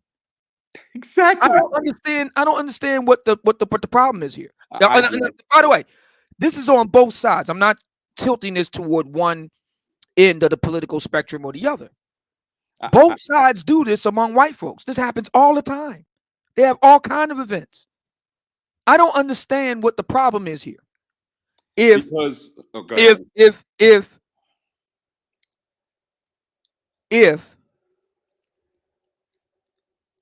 politics, in this case, conservative politics, however you understand that, is something that bothers you that bad, you simply don't go. That's all. You simply don't go. It's just like if it was on the other side. If it was a event and we were all, stomped down on the left, and you're more of a conservative and it bothered you that bad, you just don't go. It's amazing. You would never have this reaction to a bunch of liberal guys saying, hey, we're going to get together. We're going to iron out our political strategy. You would not have a bunch of conservative men in the chat complaining, well, why haven't you invited us? You wouldn't have that. This is the problem. We're supposed to save and include all Black people. Everything that's ever been done politically in America is supposed to include 100% of Black people, Black men, Black women, whatever, or you're a sellout, or you don't know what you're doing, or you're not fair. We're not playing this guilt game. I'm glad you said that, Nate, because I'm hearkening back to a previous Bernard get together. And at the time, matter of fact, I believe it was the last time you were featured as the special guest. So this is recent, within the last week or two. Okay. And Game Changer was one of the panelists. And so the question was put, why Black venues, social, clubs, nightclubs, lounges, and so forth, why they started off so really well, but then they at some point would devolve to the lowest common denominator, and why Black people who had anything going for them didn't put a stop to it. And Game Changer's response was pretty profound. He said, because our history as a people is such that has made us very averse to wanting to exclude any Black people because of our history of discrimination, racism, and so forth. That has kind of ingrained in us an aversion toward wanting to exclude any Black people, irrespective of what they do or what their mindset is and so forth. Interesting. And I think he's onto something with that. My take on this, and I tilt toward this in the book of Obsidian, is we fought for the right to be free so that we could discriminate. We fought for. Interesting. We fought for that right to be free so that we could determine who we wanted to voluntarily associate with or not. If you're not able to voluntarily associate or not with other people, then you're not free. Mm. You're not The right free. to discriminate. If you don't have the right to do that, you're not free. You must have the right, and that's the reason why it's in the First Amendment. Right to freedom of association. If you're not able to do that, you're not free. And if I could say one thing, I said I did not put conservative on the name of this. I didn't. If for those who have gotten invitations know, all the invitation says is like-minded black men. That's all it says. You don't have to label yourself anything. If you think the way Obsidian thinks, the way Theo now thinks, the way I think, usually center right or right, then you're a like-minded man. But nowhere on this thing did I put the word conservative. Actually, Mr. Woff wanted the word conservative there, not me. So be angry as you want, though. I'm fine. All right. Car designer Chris in the building. He says, I'm not a Republican, but I'm becoming more conservative. It started when my money started growing up. That's very good point. Chris makes a very good point. I'm glad he said that. You know, Roosh V, for those of you who know who Roosh is, Roosh wrote an article on his website. I don't know if it was Return of Kings or his own personal website, rooshv.com. But in any event, he wrote a very interesting article that goes right to the point that car designer Chris makes, and he's 100% correct. You know, when you experience more financial success, more business success, you start becoming more conservative, because there's a number of reasons for it. Number one, you got inherent skin in the game, man. You got inherent skin in the game. Yours. You have to put your blood, sweat, and tears into something and make it successful. And so therefore, you have a vested interest in seeing to it that it continues to be successful. And you're not inclined to just do all kind of crazy stuff just because it sounds good or it feels good. That's the reason why a middle class is so important to the maintenance of a free society, of a democracy. And that middle class is made up of landowners in the past, landowners, businessmen, mercantile class. This is something that Ike Bernard talks about on your Saturday shows. I hope you two are going to be opening that back up again here for the fall. He points in that direction. So does Kevin Samuels, about the mercantile class. Really, when we're talking about conservatives, that's really who we're talking about. We're talking about black men, in this case, who are part of the mercantile class, the business owner class. Those guys aren't inclined to just do crazy stuff because their asses is in the sling. They're on the line if things don't work out. So they're more inclined to be naturally more conservative, sober, judicious, and cautious, in making their moves. That's all it's about, man. That's it. Right on. Really quick, some little housekeeping. Indigenous TV, it was made aware to me by a female individual, that you time her out on site whenever you see her. This individual has never said anything harmful or hurtful to my platform, so I'm asking that you not do that. People who time people out on site due to personal vendettas will lose their rent. So I'm going to ask that you stop doing that. All right. We have number 16 is in the back. Wait, before we bring him up, shout out to Freedman's Journal. Says black men and Gen X are separating themselves via socioeconomic class. This is a tectonic shift in ideology that is going to cause friction. Absolutely. Do you know where we saw that recently in the news? Between brother King Randall and Roland Martin. Good point. That's the exact same problem we have in the Manosphere. We have the old guard, the old thinking, leftist, liberal, Democrat thinking. Well, hang on a second. Hold on a second here, because Roland Martin is only like a month older than me, even though he looks more like my dad than a contemporary, to tell you the truth. But nevertheless, he's only like a month older than me. No, old guard in the way of thinking. And I don't. Old Hang civil on. rights You said but Freeman says here Gen X. Yeah. are separating themselves via social economic class. I don't know if. See, I'm not sure what he's saying and what you said, Lil Big Nate, are two different things, or at least I heard it two different things.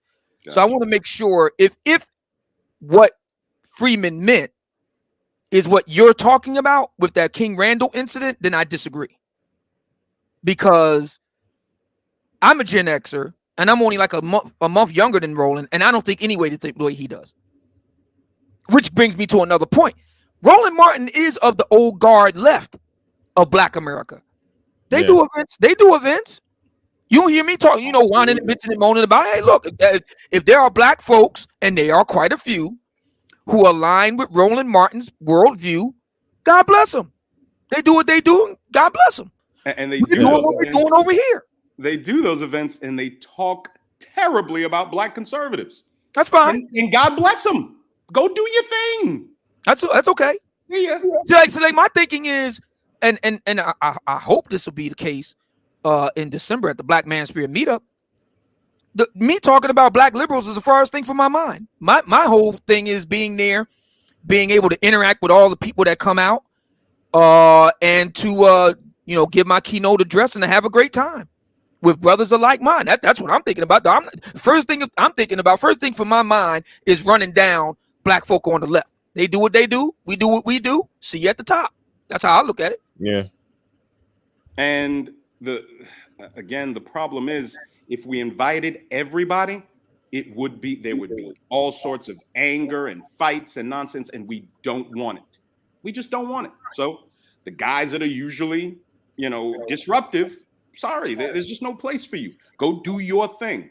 And it shouldn't be a problem. There's all sorts of divisions in the manosphere, all sorts. You got your pro-passport, your anti-passport. You got your pro-marriage, your anti-marriage. This is just another division. You're going to have to get over it. Okay? All right. And so going forward here, we got number 16 in the building who's coming up to pose a question to Obsidian, Lil Big Nate, or myself. I don't know who. Yes. Questions from the audience. If anybody's got a question they want to come on up. But Bernard's going to be watching you, so be careful. Question time. Okay, first, thank you, Bernard, for letting me on, and also too, let's get away from this notion that all of a sudden I'm going to be this Molotov cocktail thrower. I'm going to rain on your parade type of deal. All I wanted to just say is, like, if you guys had this feeling, and the reason why I said the super chat was because it seemed like Obsidian did want to try to thread the needle and say, like, hey, that type of like political talk, we can have that later. Let's just have the IT side. But then Lil Big Nate, he said what he said. And for me, it's like, if you are, and Theo confirmed it, if you are throwing this type of event for a certain group of people, like, let it be known. Like, I'm not saying that it's bad, but at least just let it be known that if you're going to go, this is only for a certain type of people or person with a certain type of ideology, and that's it. I mean, there doesn't need to be any these dirty liberals are gonna get angry, throw protests and throw chairs and just mess up everything. It's like that's not gonna happen, and it's funny to me where, like, we want, or not we, but some of the people in the Manosphere are like, hey, we want more Black men to be conservative, to have more of that mindset. But then whenever it seems like, oh yeah, we want that, but then all of a sudden is this a question? Yeah. I never said it was the question. Hold on, bro. Hang on. Number 6. Hold on, Obsidian. I got it. Number 16. We did say come up for questions, so those are the parameters and the rules that were laid out. So I understand you have a point that you want to make, but just figure out a way to put your statement in the form of a question, so it can be answered more or less. No, Bernard, I'm good. I see what it is. You guys have your fun. Well, again, the gentleman has a I have said, like, from the very first time I came on Bernard's and pitched the idea, it was like-minded black men. And if I'm pitching the idea, you want to think somewhat like I do, because I'm the one organizing it. Okay? It's simple. We are not going to save all black people. We're not going to save all black men. Like I said, no one will come up and challenge the fact that there's a ton of divisions in the black manosphere. This is another division, political to a certain extent, and ideological, because the men coming to this want to get busy. You're not going to tell me to rock the vote. You're not going to tell me vote or die. You're not going to tell me our future is tied to voting for people like Maxine Waters and Stacey Abrams. And there are some of you guys that believe that, and you don't belong at this event. Go start your own event. I wish you the very best in it. You'll never see me come up and get angry that you're doing your own event. God bless you. All right. SKC in the building. Well, no, I'm shaking my head at somebody else. Well, in the chat room. Yeah. Hold on. All right, go ahead, SKC. Well, hold on. First, Ed Unchained, thank you for the $2 super chat. Appreciate that. Says Jessica X should be a keynote speaker at the event. I strongly I disagree. No disrespect to Jessica X. Shout out Miss X. Yeah, shout out to Jessica X, but no, that would go against the grain of what's being discussed here. But all right, shout out to Jessica X though, and shout out to Ed. And by the way, Ed, you looking good in that picture, man. Did you slim down some? Like you lost some weight?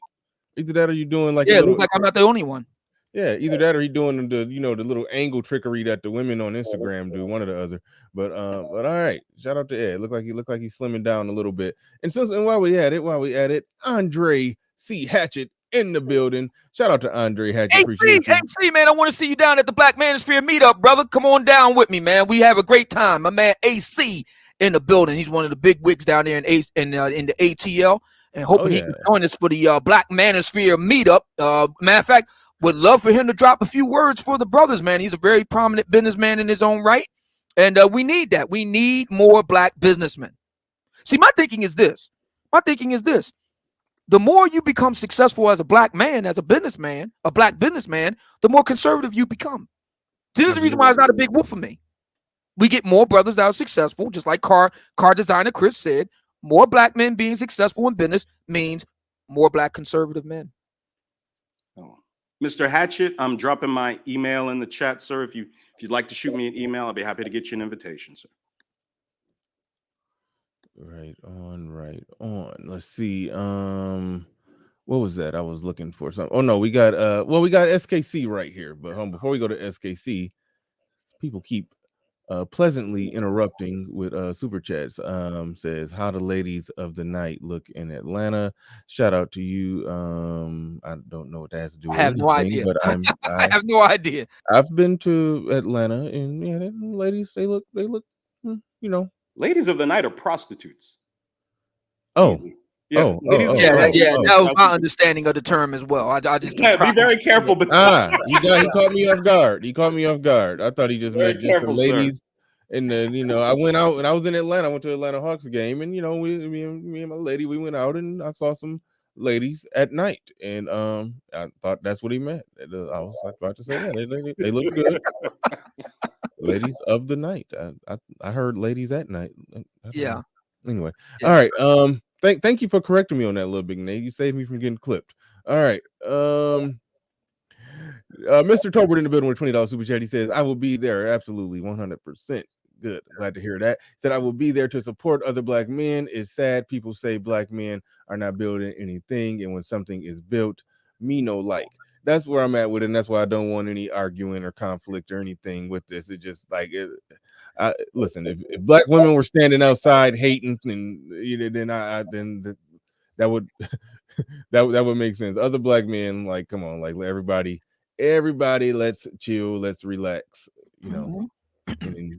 All right, Nordine in the building. He says, "Hey Bernard, what's going on? Everyone on the panel, starting my new job tomorrow. Congratulations on that, Congrats, Nordine. man. Congrats, Just man. want to say, Do it. I hope we talk more about financial freedom. Absolutely. Thank you for the super chat, Nordine, and congratulations on that. Real happy happy for you for that. And we got Theo in the building too. So Theo is in the building, but SKC was right there first. We're gonna go to SKC. You got the floor. You got the mic. Sure. And what's going on, everybody? Obsidian, Nate, Bernard. What's going on, Theo? And got that special thing coming to you today. I think you'll like it, man. That it's some poster art I think you'll really like. But I just wonder, why do so many black men feel that this meetup will be some sort of detriment? I mean, because what's the point of fighting it if you don't feel it's going to be a detriment? I saw Gabe A, and I like Gabe A. He has all sorts of stuff to say, and I but he said it's creating unnecessary enemies, and I'm like, he's talking about me. He's talking about me. How so? He's talking about me, SKC. Yeah. Well, how's he talking about you though? Well, because we've had a little back and forth, and he thinks I go around making enemies because I speak against the Luciferian left. I've never said a person's name to attack them in this space until they've attacked me personally. Oh, okay. So that was like some personal thing.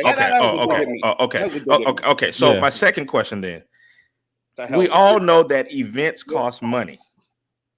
And if you want to have input on the shape of the event, then why not donate to Nate or Theo? You're actually asking black men to pay? I mean, because people are saying all of this crazy stuff about, oh man, it shouldn't be this, it shouldn't be that, it should be this. Okay, but this is going to a place and it has a venue and the whole nine that costs money. How do you fix in your mind to criticize what an event's supposed to be if you're not sponsoring it? Yeah, it's insane. It's insane the way these guys think on the left, man. God bless them, though. God bless them. Well, go ahead. No, I was going to say, that is a core philosophy, or let me put it this way. That is the core difference. Let me put it this way. That is the core difference between the left and the right in American politics. The left says we need to do thus and so, thus and so, thus and so, and thus and so, and everybody else but me needs to pay for it. The right says we would like to do thus and so, thus and so, thus and so, and we're going to pay for it. That is the fundamental difference. Now, say what you will about our generous benefactor, one Mr. Theo Wapp. Say what you will about him. It's a free country. But he's going in his pocket to pay for this thing. Meanwhile, the people on the other side who have all the disagreements about it, where are they going into their pocket to see what they want to see come about? That is the fundamental difference between the left and the right. The left wants everybody else to pay for what it is they want to do. But that's an odd phenomenon, Obsidian, because the other side is more numerous. And it would take, since you have more numbers, you will be able to have more people donate to it and create your own thing, and it's good, right? Well, SKC, I'll say this. I don't know if they're more numerous anymore in this space. I had a tremendous influence, Obsidian, brother Angry Man, the Street Conservative, O'Shea, an avowed Republican. We've had a tremendous influence on the space. Brothers are finally starting to think for themselves. And it's to the chagrin of a lot of black men that are in a space that promote patriarchy, promote all these pro-male things, but then they want to vote for the institution that is set out to destroy them. I have never understood that. Ever. I'll pass things over to Theo. The last thing I just want to, that was just weird to me. This still is a country where people have the right of association, right? Mm-hmm. So why are people having such a conniption about people getting together and meeting and doing whatever it is they want to do? I mean, I'm not going, but I'm being able to assist with other things. But it just seems so arcane that so many black people are like, no, if all of us can't go, no, it should never happen. It's like, what is this? Exactly. Every other race of people separate off themselves. White folks call white trash, white trash. Ain't nobody trying to unify with the worst of their people.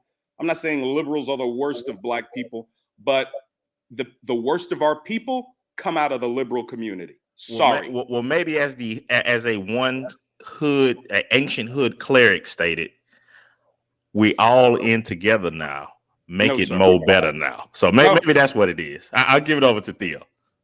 All right. Thanks, SKC. Appreciate that. The only John with a $10 super chat, definitely appreciate that as well. He says, have you invited Kevin Samuels, Dr. Tia Johnson, BGS, Jessica X, David Carroll, Mr. Fantastic, and anyone from Angry Man's Camp?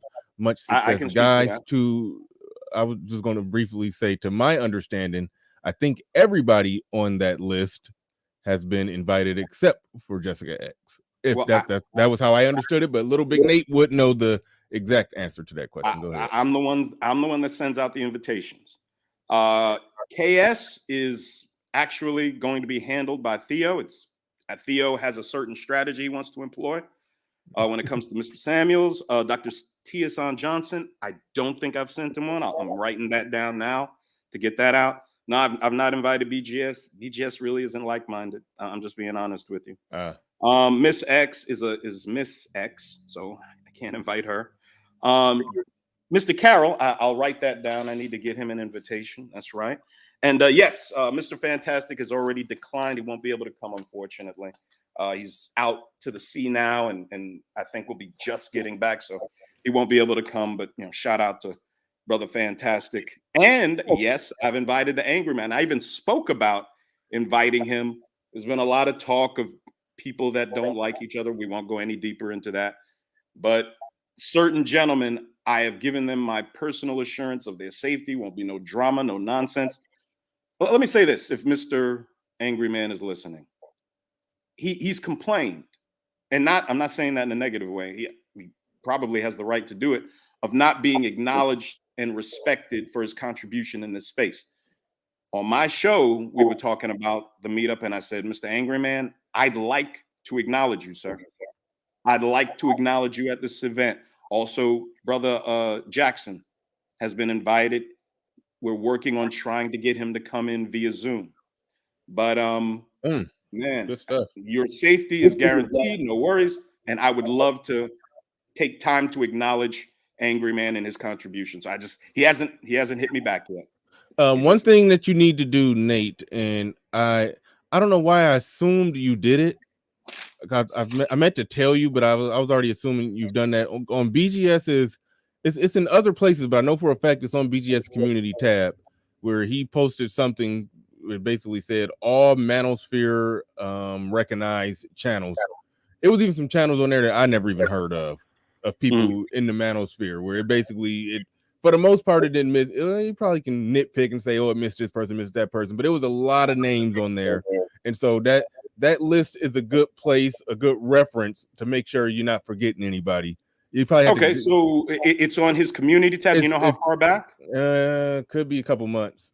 Okay, could be a couple months. Last time I saw it, I don't know how often he posts on his community tab, so it could be hard to find, but it's there. I'll try and find it. I know he's posted and reposted it a few times. So go to that, use that as your guide, because the way I understood it, you for the most part didn't want to miss anybody, with some exceptions. I generally, BGS not conservative, but I don't. I would definitely. Not conservative for me, bro. It's just like-minded, man. I'm dead serious. I did not put conservative on this. Right. No, understand.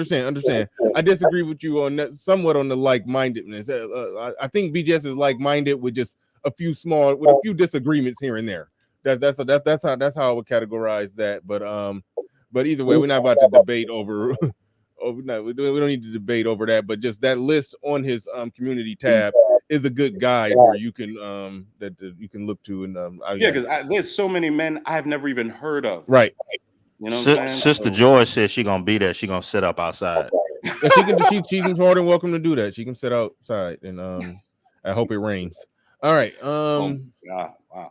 Kenneth Williams in the building with the $10 super chat. Appreciate that. Was it December? No, I take that back. I hope it snows with a small bit of hail. All right. Great Britain in the building. He says it would be nice to have Angry Man partake in the event. Definitely would validate the meetup with 2 out of the 3. Yeah, let me go on record and saying that I welcome him coming out. I hope he makes it. So do I, man. And I understand, again, there's folks that have had this. I talked about this too. What about, some guys that have had issues having the opportunity to bury the hatchet, to, share some cognac and sit by the fireplace and hash it out, man. This is an opportunity to bury the hatchet too. So. Jessica X in the building says, I was about to try to do her accent, but whenever I try to do Jessica X's accent, I sound like a Wakandan, so I'm not going to try. But she says, Obsidian, you've lost weight, looking great. Thank you. Appreciate it. Everybody, as soon as everybody sees me, it's like, wow, Yeah, thank you. I appreciate it. At least something came out of me being at Dev's door this summer. I didn't want to bring that up because it was going to sound like I was throwing shade because, you could have just lost weight from working out and eating healthy, but I was like, no, that's what I thought it was. No. Well, yeah, it is. Oh, it does owe to that in part. Yeah. But when that's one of the benefits of getting sick. You get real sick, you mess around and lose 25 pounds, and you get back on your feet, and you're like, hey, this sickness look good on me now that I'm back. Now that I'm going to live. Yeah, yeah, that's one of the good things about it. But yeah, changing the diet. I had some Lucky Charms this morning, so I still got room for improvement, right? But yeah. Hold on, Obsidian. Is that a joke? Because I thought you were just joking because people call you a leprechaun or something. I thought the Lucky Charms was a joke. I love Lucky Charms. I always have. Okay, you actually eat Lucky Charms. I thought that was a joke. That's off the chain, man. That's funny. Yeah, that made me crack up as soon as I heard that, though. Yeah, and so yeah, I mean, but I have been changing my diet a lot, and essentially going meatless. So and that does make a lot of difference, man. You cut meat out of your diet, you lose a lot of weight. So I did it for health reasons, because of the acidic. I don't want to go too much in the weeds with this, but what it amounts to is eating lots of meat, red meat, processed meats, and that sort of thing. It creates a lot of acid in the joints, and that can be very painful for me, given what I've been through already, back injuries and all that. So me going meatless has essentially taken like 75% of the back pain out. Wow, that's great, man. Can I say this real quick? Yes. And I got to leave by 1 o'clock. Just to let you know, Bernard. But yeah, with it being your birthday, I and my son would like to take you out to dinner. I'm getting there Wednesday. I think Theo will be there, and we could hit it. I guess it has to be a vegan spot, so I'll start looking for. Does it have? I mean, it doesn't have to be hardcore like that, but yeah, but I just, the main thing with me is eating the poultry, red meat, that sort of thing. I could still do some seafood. That doesn't. So a seafood spot would work for you. Yeah, but the meats, yeah, man, that really tears me up. So I can't do that. Theo, let me know if you're good on that, man. Yeah, that's fine. I mean, if I go that way, I just do Japanese food, so sushi, sashimi. Oh wow, okay. Well, I'm sure there's got a lot of great Japanese spots, so I'll find this one. Yeah, great. Yeah. Black Wolf Inc. in the building said, "What's good, Captain? Sorry I've been gone for so long, but I have been working 2 brand new jobs. Don't apologize for being gone for that one. You get that money, work them jobs. I hear you." He says, "Over the last few weeks, dead tired today, fam." Right on, man. Shout out to you. We also got Coach Ali in the building. He says a lot of places do have vegan options down here as well. Coach Ali is in Atlanta. I do believe we'll be probably seeing him in the flesh down there as well. Indigenous TV says not everyone who disagrees is a leftist, but disagrees with what? I don't know what's to be disagreed with as far as this event. And no one ever said that. I never said if you disagree with me, you're a leftist. I listen to what you say and what you defend, and even more importantly, I watch what you attack. That tells me what your political perspective is. That is an important point. You say you watch you can tell a lot by somebody by what they attack. What they attack, exactly. Yeah, that's a man. I'm gonna file that away in my mind. But Do that. When I really want to, see what somebody is about. You don't necessarily watch what they speak positively on. Look at what they attack, what they go after, what do they have that visceral reaction about, and then you really know in their heart of hearts how they feel and what they think and what's really making them tick. That's good. And there's a certain group of guys that love to attack whenever they hear me speak, yet they don't miss a thing I say usually.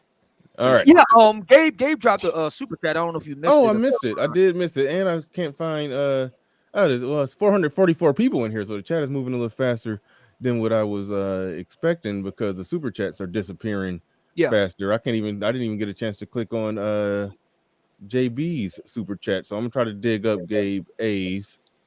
I don't know where Gabe A's super chat is, but I have it on my screen. Oh, if you got it on your screen, go ahead and you read that one off. And Gabe A with a $10 super chat writes, "It's like they meaning Mr. Theo Wab, Lil Big Nate, and myself, and I guess you too, Bernard, because we're all going to be at the Black Manosphere meetup." He says, like, they're trying to foster brotherhood through contention.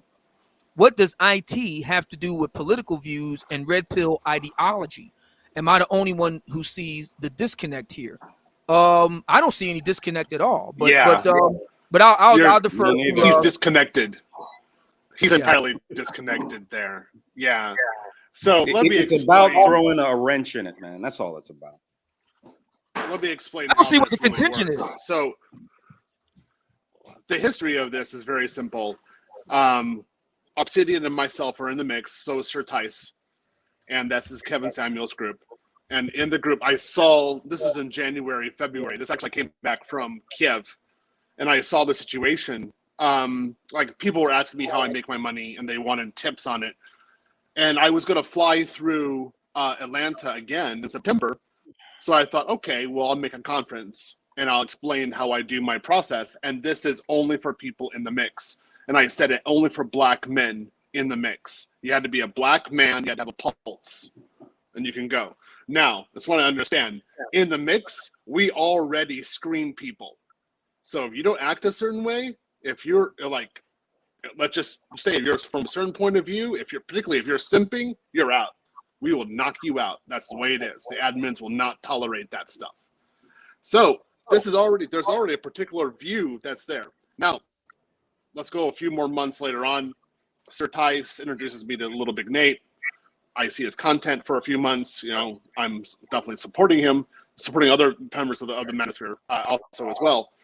And he talks about the Manosphere meetup. I think this is a good idea. Now I'm looking at the marginal cost that I would have to pay. Remember, I'm already going to pay for an IT conference so I can tell men of the mix how I do my business, how I get my money.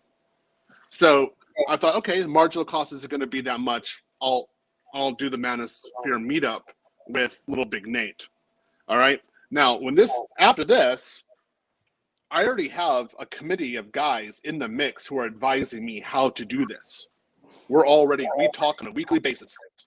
What the process is, what I need to consider, how I need to do presentations, media, all kinds of things like that. Things I don't even think about because I'm already thinking about how to deliver my content. That's it. So I'm focused on that, and they're showing me other parts I'm not even thinking about. So I'm the one who's financing it. I'm still footing the entire bill, all of it. We then decided, hey, we need other people to come in. So this is when it started expanding. And I was like, I need this speaker to come in. I need that person to come in. Like, I want to have an expansion. Little Big Nate had additional ideas, but so did my committee in the mix. And I started relenting at that point. And I was like, okay, you guys tell me who you want to come in. And if I'll basically approve it. If I think there's gonna be a problem, I'll shut it down. But if for the most part, okay, I trust you guys. Okay, so I basically was delegating for the speaker slots, I was delegating authority to other people. So people came to me with different ideas, different speakers. I was like, okay, this person's all right, this person's not. Maybe this will fit, but this is still kind of in the same framework as the mix, right? This is the same kind of thought. This is the same kind of, it's coming from a certain point of view. Then people in the mix, my delegation, my group, they said there might be violence. Like we might have a problem. So I was like, okay, we need armed guards. So I organized that to make sure it's armed guards. And we're like, and yeah, that's why we have to be very, be, I'm sorry, Theo, didn't mean to interrupt, sir, but that's why we have to be very particular on who's invited also. I don't want the headaches and the problems. Sorry. And there are men in the space that have a history of that. So when I started noticing that there were going to be a certain amount of people outside of the mix who were going, who I couldn't screen, because again, I can screen people in the mix. We know what's going on there, but outside of the mix, I can't do a real screening. I gave all registration, like I offloaded all registration activities, like all approvals to Little Big Nate. And I was like, okay, I trust you. Go ahead and go with it. You can screen people better than I can. Go ahead and do it that way. And he's done a great job so far. I mean, I don't have any complaints. I was the one when I was writing. When I wrote, again, if you get the document from me or from Little Big Nate, it's a PDF or a Word file. I'm the one who wrote that. I'm the one who said this was conservatism. I made that as a point. Exactly. It's like, yeah, no, duh. And I was red pill and conservatism. That's because I'm going to be using a lot of red pill concepts in IT regarding how to make money and how I do it. Actually, it's my part of my personal story of how I incorporated the red pill into my career. That's why I went red pill first. I went red pill first career, and then I went red pill with women. That's actually how it really worked.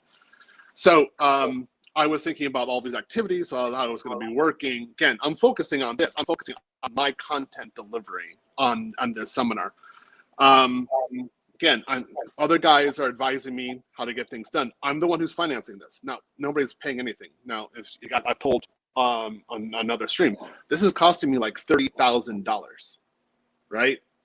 And that's just for the conference. So basically, I'm flying to Brazil. So I'm flying from Austin to Atlanta, spending $30,000, and then I'm continuing to Sao Paulo. That's how I think of it logically in my head. I'm just going there, talking about stuff. Now, the way I look at it, it's very clear. If you have a problem with me going to a place and teaching men about computers and IT and Red Pill, and it's free, and I'm paying for your lunch, and I'm paying for other things as well, and you just have to sit there. And this is designed for men, particularly conservative men who actually want to pull themselves up from the bootstraps. And this is something where I can lead them, and I can give them IT conference. I can give them IT education for the next 15, 16 weeks and help them get jobs, because I've already helped other people get jobs in cloud. And I've been doing this since last year. If I can do this and then you have a problem with it, okay, there's a lobby and there's a place outside. Go out there. Isn't it strange, Theo, that guys who have never tried to contribute anything, to do anything outside of the Manosphere, have a problem with the guy that's financing the entire event, calling it what he wants? This is why we have to separate. This is why the division is fine. Some of you guys are completely insane. Completely. And you can tell by what you hate. So, I mean, I'm looking at what James says here. He says there's a lie. No, there's no lie. You're not invited. Get out. Thank you. That's it. I mean, it's that strong. And if you have a problem with it, I don't care. Like, this is my money, and I'm spending it, and I'm doing this for other people, and I'm approving of who actually can go, yes or no. And it's mainly because I don't want disruptions. I can't handle a disruption. So I need other people to go off and do that. And I actually have people in place who can handle disruptions for me. I have a whole system and a response in place for this right now. And it's unfortunate because, again, I've taught, people know this. I've taught white people, I've taught Japanese people this kind of stuff. I don't have to have security guards. I don't have to worry. It's the same kind of content. It's the same kind of stuff. Nobody goes crazy. You know what the white people and Japanese people do? They say, thank you, arigato, and that's it. And they take my lesson, and they go for certification tests, or they take more of my advice, and I keep on helping them. That's it. That's all it does. That's it. There's no coming in there and saying, well, I think it should be this way. It's my money and my time. If you think it should be something else, that means you need to go someplace else. Bye. But Theo, you're black. We should be able to tell you how to spend your money. And attack you and guilt you into it. That's what we're supposed to be able to do. Dudes that ain't done a thing. I don't even care. There's no way. I just laugh at it. Like anybody who gives me any kind of any problem, I'm like, okay, go spend your own money and make your own conference. That's it. Now you can expand because there's plenty of other areas to expand in the Manosphere. So you get your own money, your own organization. I just want to say, in the mix, there are other people doing other activities that I'm aware of, and I actually contribute to those activities. But those guys are in charge, and I don't. I just give advice on it. But they're doing cool stuff. I told them they're invited. They can come and do something and contribute. But for the most part, they're not, because they're doing their own thing. And I'm like, okay, that's cool, and that's exactly the way it should be. So if you're how come your thing, fine. Theo, how come these guys don't have any problem with all the other divisions? They don't have a word to say about that. This is another division. You're just going to have to deal with it. You don't got no problem with the passport versus non-passport. Ain't got a problem with all these other divisions, marriage versus not marriage. No problem with that. This is another division. Get over it. Little Big Neck, you're wrong. This is America. No, it's America. You're supposed to share your money with everybody else. Yeah. And the people that don't have the money are supposed to dictate what you do with your money. All right. We got All right. Yeah. Getting back in the theme. Oh, I'm sorry. You're saying something, Theo? I'm going to say one last point. I will on Saturday morning. I will be giving a short lecture on the passport movement, because I'm contributing so much right now to the passport movement, and I did that myself. So that is a part of the brochure. If you get it, that the passport movement is there. And there are other people who are non-passport movement. I respect you. You want to go someplace and talk about that? That's fine. But at my conference, where I'm speaking and I'm paying the bills, I'm talking about passport. That's the way it is. Right on. These people are not used to black men just forging their own way forward. All right. Going forward, getting back in the bringing OGJ Speed up for questions. I don't know how that's going to work. If he's going to ask a question, I don't know if we're going to understand the question. Oh, hold on. Let me get my popcorn. Hold on. But we're bringing OGJ Speed up for a question.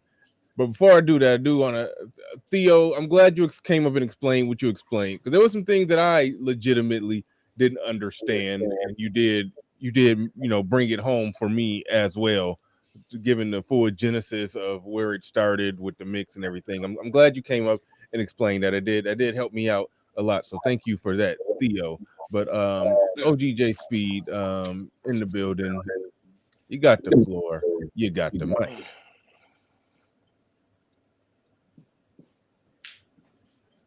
OJ is here. Hey.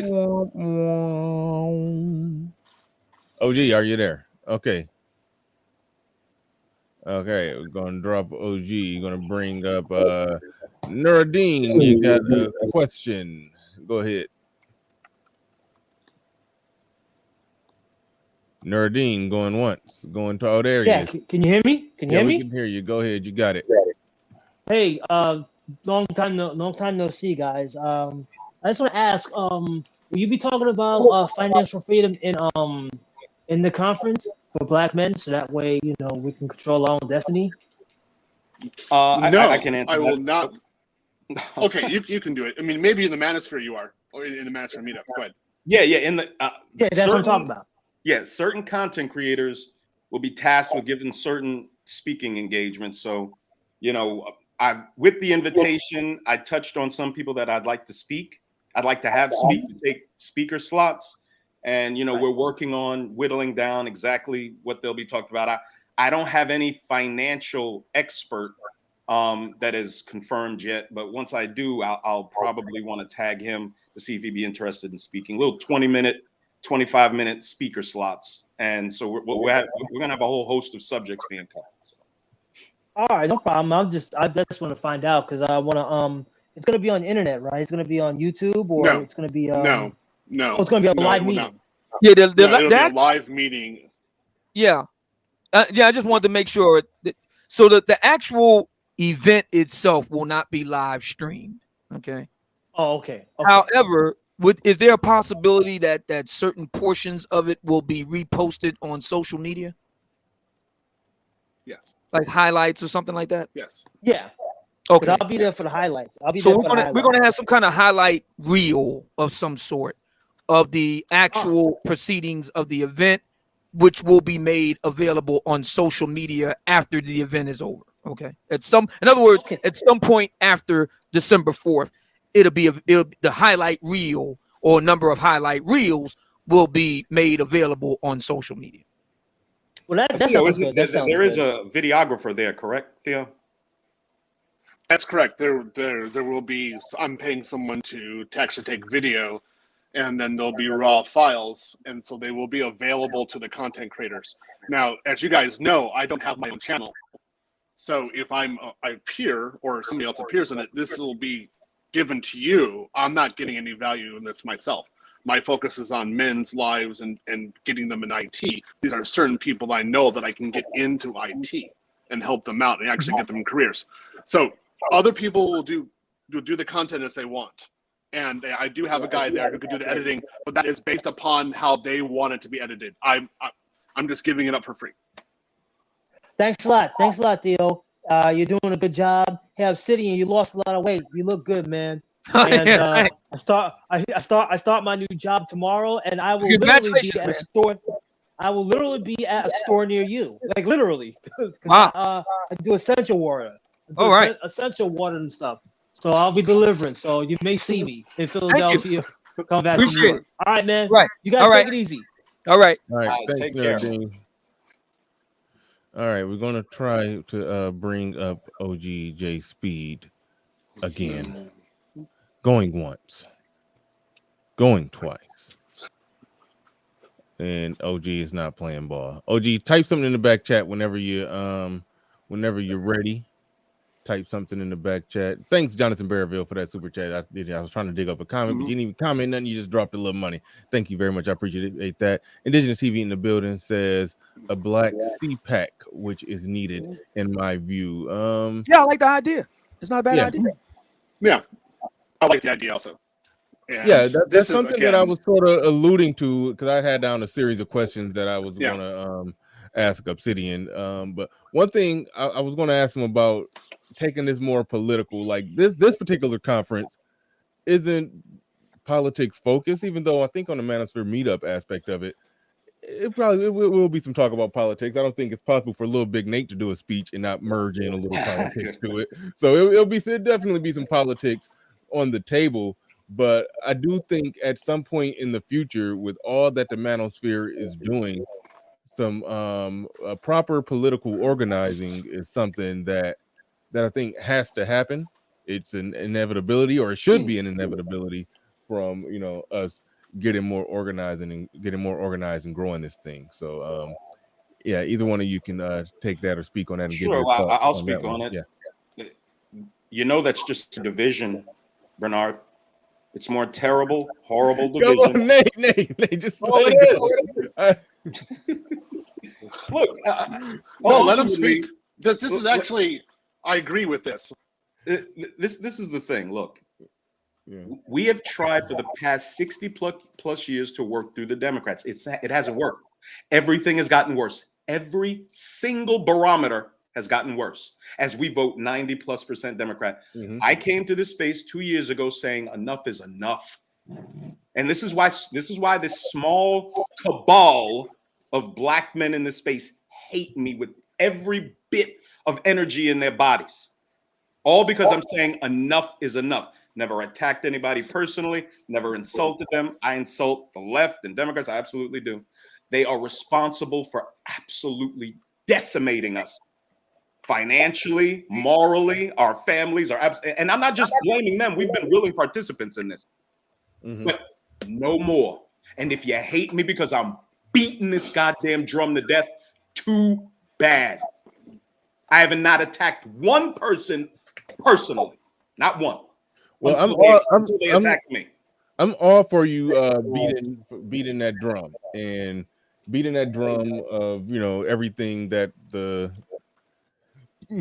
everything that the left has ultimately done to black people or liberal ideology. Democrats in general have done to black people, the black community. Like we know that, we can see that, and yes, that's the party that funds and enables a lot of the stuff. They fund and enable a lot of the stuff that we complain about. So yes, so that drum does need to be banged. I'll never get in the way of that. Only reason I was trying to stop you is when you was sarcastically saying, "Oh, that's creating division." I was trying to call for a ceasefire with that aspect of it. But far as letting the sounding the trumpet on the importance for black people too, even if they don't become Republican, even if they don't call themselves a conservative. Understanding what the allegiance, as you say, the allegiance to the Democratic Party has done to just the overall mindset of black people. I mean, that the whole victim narrative that I talk about all the time, that a lot of us talk about all the time, it's right there in bed with the Democrat Party. Like that's where it comes from. So Bernard, you're absolutely right for banging that drum. I wasn't trying to get in the way of you banging. No. There's just one more thing I want to say. Yeah. I have never once, there's not one clip anyone can pull where I've told black people you need to be conservatives, you need to be Republicans. Not one clip. What I do is I say, make a list of your most important beliefs, what your objectives, what you think will improve Black America or America as a whole, and then see which political party's platform most closely aligns with that list. That's all I've ever told you to do. I've never once told you to go vote Republican. Never once. Ryan Cipher in the building with the $50 super chat says, question for Theo. Is being a member of the mix the only way to verify who's eligible to join the conference? I don't use Facebook, but I am currently studying to obtain the AWS Solution Architect cert and looking to enter the world of IT and network. Thank you for the $50 super chat. Definitely appreciate that, Ryan Cipher.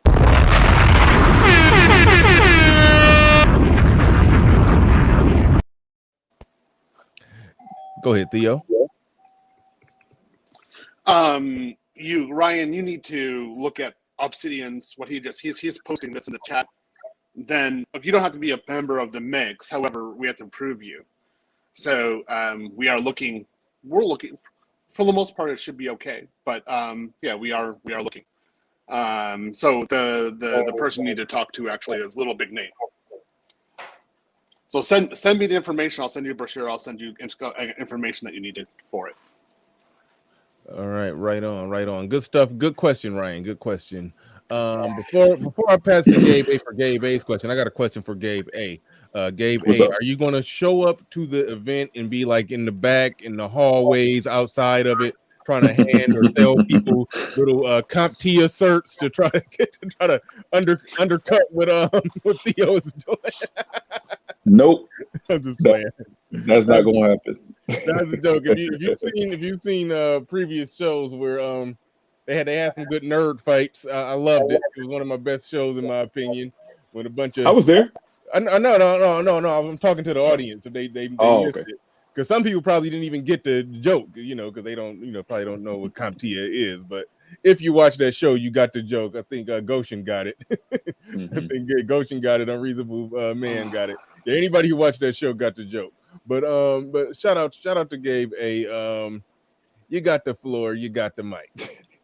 That sounds like you're reluctant to give me the floor and the mic. No. I'm glad you're here. Okay. I'm glad you're here. So I guess my question, because I don't think that it really got answered, so I thought that I might put it here while being on the panel, is that, and I would just repeat it. What does IT and tech have to do with political views and red pill ideology? I guess that's just Gabe, you can make a conference and you can answer that yourself there. You I can make your answer own it. conference and you can answer that yourself there. Go ahead, little bit. Hey, Bernard, do you got the spin move thing? Can you I'll be happy to answer it. Okay, go ahead. Yeah, IT is woven throughout the left. 9 of the 11 of the transition team were tech oligarchs in the Biden administration. Okay. Also, tech works very closely with the left in censorship. Biden winning the election is giving YouTube the ability to censor all of us, and they've become more oppressive with their censorship. There's a lot between IT and liberalism. Oh, Silicon Valley is highly liberal. Is that going to be a part of the curriculum that's going to be taught at the conference? No, you said IT and politics, IT and conservative. I mean, look at the title of the There's of a the huge thing. connection. It's about the Black IT and Manosphere lefties. meetup. I'm not asking for that. I'm talking in the context of the meetup. I'm not handling the meetup, IT side of the meetup. So. Okay, well, I guess I am handling question the still IT. remains to be answered. No. I am the one who makes the conference and who approves it. So you're saying, why do I allow the Manosphere meetup to happen? No, I said before what? the IT conference? I said, what do they have in common? Why does someone need to have that red pill, quote unquote, red pill ideology and a particular political views that aligns with yours and little Big Nate in order to attend an IT portion of the Black Manosphere conference? Why is that a requirement? It's my conference. I'm paying for it. So if I decide who's there, it's a private event. So if I decide what the requirements are, you have no right to ask or question anything based on that. No, this is a question thing. No, it's not a question thing. I do have a right to ask the question. I do have a right to ask the question. No, you don't. About how red pill tied into asking the question. So what you mean I don't have a right? So I asked the question. Don't what have you're a right, saying. Gabe. I do. I'm here. Theo, you might want to call. Wait, hold on, hold on, wait. Let's get a little bit. You have to ask the question. No, Theo, I'm gonna come back to you, Gabe. Theo, hear me out, gotcha. Theo, you gave a pretty long, lengthy explanation of how red pill is tied to your IT philosophy. You had a whole conversation about it on Bernard Riley's. Correct. I would give him that. Yeah. But Gabe, Gabe, be honest with me, man. Hey, use your words, SKC. If the guy wanted to have an event on bubble gum and parachutes, what difference does it make if it's his money?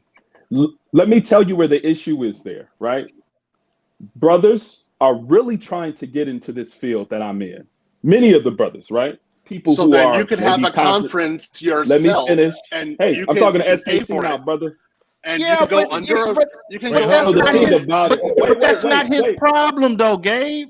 Why are you putting that problem SKC. on him? Can I finish what I'm saying, or do you want to just keep interrupting me? Go ahead, man. So what I'm saying is that there is a requirement in order to attend this conference for IT that has nothing to do with IT, because in the industry, those are separated. I'm in this industry, right? You don't need that in order to get into the field. Right. But yet it's a requirement for brothers. Like there are brothers that are hungry for this. Right. You're his approach. Wait. Approach. And you're absolutely correct. Again, SKC, you're interrupting me. You didn't let me finish. What I'm saying is that I just wanted to be clear in asking the question for those who are attendees. That's for me asking the question. You all can do whatever you want to do. I'm just asking the question because Bernard brought people up to ask the question. Yeah. That's all right. And Gabe, let me say this. I don't think your question is a terrible question. But this is the problem. The premise of the question is flawed. Because let's just say hypothetically, there was a black female feminist. There was a black feminist who was also a coder, who decided to put on a conference for young black girls somewhere between 15 and 21. She wanted to get them into coding, but she also had a strong feminist ideology. So it was a certain type of black woman that she wanted to get into this. She wanted the more feminist-minded, driven, go conquer the world. I am woman, hear me roar, black women to learn to code and go conquer and take over coding. So if she had that conference and she put black feminism and girls coding and they rock and do magic all on one banner, would you be saying, wait? Of course not. Feminism got to do with learning how to code. You should let girls who are not, it's like you. So you're talking about black girls code. They don't take a political ideology. Wait, hold on, no. The organizers. I wasn't talking about black girls code. I didn't even know it was a thing called black girls code. Actually, I have heard of it. I just went in one ear and out the other. But that's not like what you were describing. I wasn't even talking about them. I was talking about some completely separate individual. But I disagree. You said black girls code and black girls magic. That's black girls code. No. I said, what if some completely separate black female, black feminist who's a coder wanted to teach black girls how to code, but she specifically wanted to do her conference, her event, and she wanted black girls, younger between the age 16, 24, who had a black feminist ideology. She wanted them to bring all that feminist, I am woman, hear me roar, learn how to code, and take over the coding thing. If she wanted to do that, that was her beliefs, her values, and her skill set that she wanted to merge together to one big event that she paid for. I don't think you would question her. Wait a minute, what do feminism got to do with coding? I don't think the reason why I question this is because I think that would you question her? No, stop. Would you question her? If I'm not in that space, first of all, I'm not a woman. No, I don't care what they do. Let them do whatever they want to do. I'm a black man that has been around and in this space several times. So and someone who has spoken very openly about it within the space. Gabe. So the thing about it, what? Now I would do the spin move. You do the spin move for me, but the people that fund your platform, you don't do the spin moves for them. No. Wait, hang on a second. Got it. I got you, Bernard. Hang on a second. Hang on a second. Gabe, let me ask you a question because Nate brought up something that you didn't speak to. And that was this. All of the tech companies right now, Facebook, Google, Apple, these are people that are firmly on the left and they have used their virtual monopoly on social media and the like to foster their own socio-political views. This is not my personal opinion. This is something that has been documented fact by numerous people across the media and academic spectrum. What do you think you're teaching me that I don't already know? And hang on, let me finish, please. So since we agree that that's the case, and you don't seem too particularly perturbed by that, why does what Theo and by extension the rest of us brothers on this panel that are involved with the Black Manosphere Meetup rile you up so bad? We're talking about the prerequisites to joining something, and we're also talking about the curriculum that's being covered as it concerns IT. My issue is that me and brothers like Keep It Techie, me and brothers like Dewan Lightfoot, me and brothers like other brothers all across YouTube have been speaking about the way that brothers can get into IT. And he's creating some unnecessary prerequisites to learning the content for a conference that's not even necessary to be in the field. That's so my make your own conference. People, hang on a second. But you have already agreed that some of the world's biggest companies have already been politicized. And you don't have a problem with that. Of course not. What does those companies have to do with the curriculum being covered at the Black Manosphere Meetup?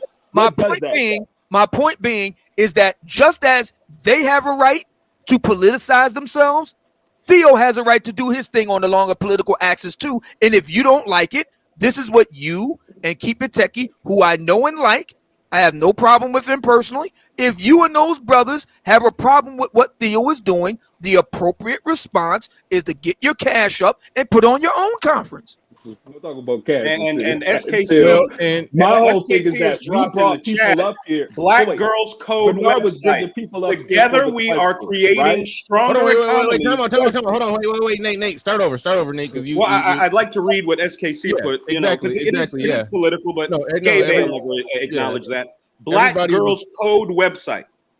Quote, together we are creating stronger economies and more equitable societies, completely leftist, ultimately realizing the true potential of democracy through diversity and inclusion.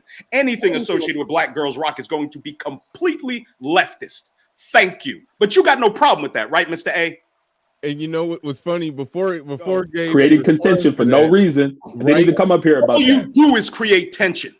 Right. Excuse me? When I gave my example, have you heard one of your own streams? Don't worry about my streams. Why are you listening to them? Hold on, wait. Why are you listening to them, Gabe? Whoa. Let's turn down the volume on the wild nigga. The wild. Take your wild nigga disease pills. Gay. I know Gabe brings it out of you. I know Gabe brings it out of you. Just let's breathe. Let's breathe. All right. Gabe, do you feel like your question was adequately answered? Okay. I appreciate you for letting me up to ask my question.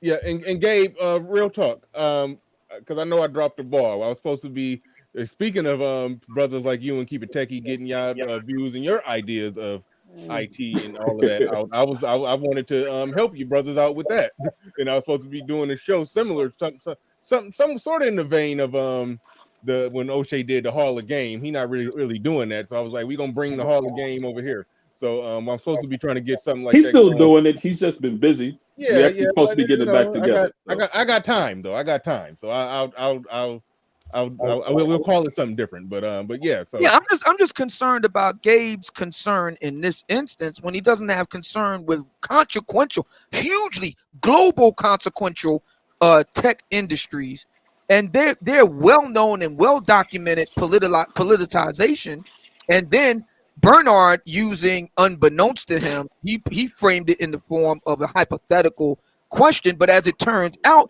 there actually are organizations that are aimed at Black girls, and they're not on the right, they're on the left. So what's the problem with what Theo was doing? Here we go. You're just trying to create a contention to create a contention. I don't care about creating any contention. How? That's not my concern. I've already told you that, but you keep bringing it back. Because it's true. Care about what you because care it's about. true. Because it's true. Whether you care about it or not, care about what you care about. Whether you care about it or not is irrelevant. It's true. Now who's evading? It's true. What I'm saying is true, and you don't have a problem with that. That's fine. But why do you have a problem with what Theo is doing? If you don't like what Theo is doing, if you think it's wrong, do better. Put together your own conference. First of all, I've been doing better. All right, put together your own. I've been doing has been better. Second of all, again, Obsidian. Put together your own conference. Put together your own conference and do better. All right. That's the solution. We got somebody else coming up for a question, but no, legitimately though. Thank you, Gabe. Appreciate it, Bernard. Yeah. One thing I will say about Gabe though that I think that is important is the questions I think are important to kind of scale out feasibility of certain things and to get a sharper view of certain understanding of things. But the whole idea of what people should spend their money on is like, hey, if Theo wanted to have a conference where he was giving away cotton candy every day for 3 weeks, hey, that's what he wants to do. Oh, well, it's like, I don't understand why are you being so upset about the prerequisite of coming to the festival. It's like, hey, it is what it is.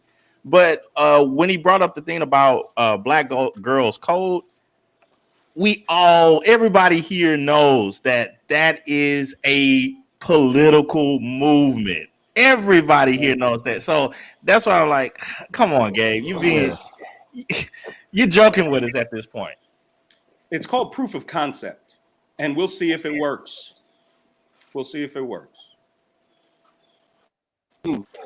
No, I definitely agree. This is the first. Go ahead. I was about to address some super chats that I did. I was going to say this is the first time that I've done it as large, like the largest seminar that I had in Japan was 20 people. So this might greatly exceed that. So but so. I'm more organized this time. Yeah, I hope so too. I hope the way that I have this structured up, there's a lot more men actually get into IT and they actually do cloud. Now, again, guys, this is a point I'm going to say at the conference. There are other parts, there are other ways of getting into IT. And if you pass the certifications, the basic certification I'm going to be helping you pass, you have to find your path out after that. So you're something that you determine on your own. There are other people who can help you out with that. There's other people available, or you can find your own path and do that. You have to do that. You have to be responsible for what you want to do. Just like my focus is security. That's all I do pretty much is cloud security and compliance. And I'm very happy in that environment. Other people have their own calling. So, hey, I'm just giving you an opportunity. If you take it, great. Other people, if you want to make other opportunities for people, make your own conference. Do it. There's a whole other slew of things. I'm thinking about like alpha male strategies. I would love to hear his ideas about finance, but that's another conference for another time. If I'm paying for it, that's another conference at another time. It's not where I'm going to be at in my life. Again, the dates that I actually have to have the conference coincide with when I leave the country. So this time I'm going to Brazil. The next time when I go to France, I'll have probably in Atlanta. I'll have the same thing. I'll have a conference there again because I'll be transferring to France from Atlanta. See how that works? I'm doing this based upon my own logistics and what I'm doing. You do your own thing upon what you're doing. There you go. All right, right on. We're going to get to Do Business, who has a question, but Boss Hog in the building says Red Pill ideology is about finding the truth, finding your purpose, and improving as a man. When you get your money up, you have political influence. Absolutely, 100%. Zero came through with a super chat that I'm trying to dig up and read. That thing is gone, I think. Oh, no, it ain't. It's still right here. He says, how about we just don't bring tech into this? Tech is innocent. Tech was at the crib having coffee in Danish when all of a sudden someone said Tech was at the scene of the crime. Tech has an alibi. Absolutely, absolutely. You know what? I want to jump in on that. But I want to before you jump in and before we get to the question from Do Business, I did want to look at some super chats. Jessica X sent some pounds. She says this should be advertised as a Theo event, not a Black Manosphere event. Why? Yeah, I'm about to say why. Maybe she don't understand that it's two-part. That it is Theo's IT event, then on another day it's the Manosphere meetup that's all connected, held at the same venue. But maybe she was confused on that part. And the other thing too is I'm not. And real quick, shout out to JTC says Gabe said Bernard is blue pill for his sponsors. No, Gabe is one of my sponsors. Gabe be dropping $50 super chats on me from time to time. But I'm harder on those who make comments I disagree with. That's where I draw the line. You could be somebody I disagree with a lot. If you're saying, I don't care how much money you're dropping. If you're saying some crazy stuff, I'm going to challenge it, pick it apart, as I did, picked apart what Gabe A said, and didn't even realize I was using a real life example. I thought I made one up, but it just happened to be in line with what's actually going on in reality. Dorian Nance says, no. I'm not even reading that one. Dorian Nance, thank you for the super chat. I appreciate that. JTC in the building says should be an ADOS only meeting or not. Leftists always letting in immigrants. Okay. That was a weird statement. Okay, y'all getting weird. Okay, Joe Abundance in the building says wishing the living legend Theo wife much success with his conference. He's the #1 expert in foreign women in the Black Manosphere. I learned a ton from him. He gives so much free info and knowledge. Thank you for that, and thank you for everybody who has super chatted. I think that has me officially caught up on those. Obsidian wanted to jump in. Yeah, I'm noticing this notion. Yeah, it was on me, man. Red alert. Hold on. Red alert says dropped a $2 super chat, says for the community. Captain Cisco in the building. He says, see Captain Kirk get launched into space. All right, I think that's it. I think Genuine Trucker. Dang, I missed a lot of them.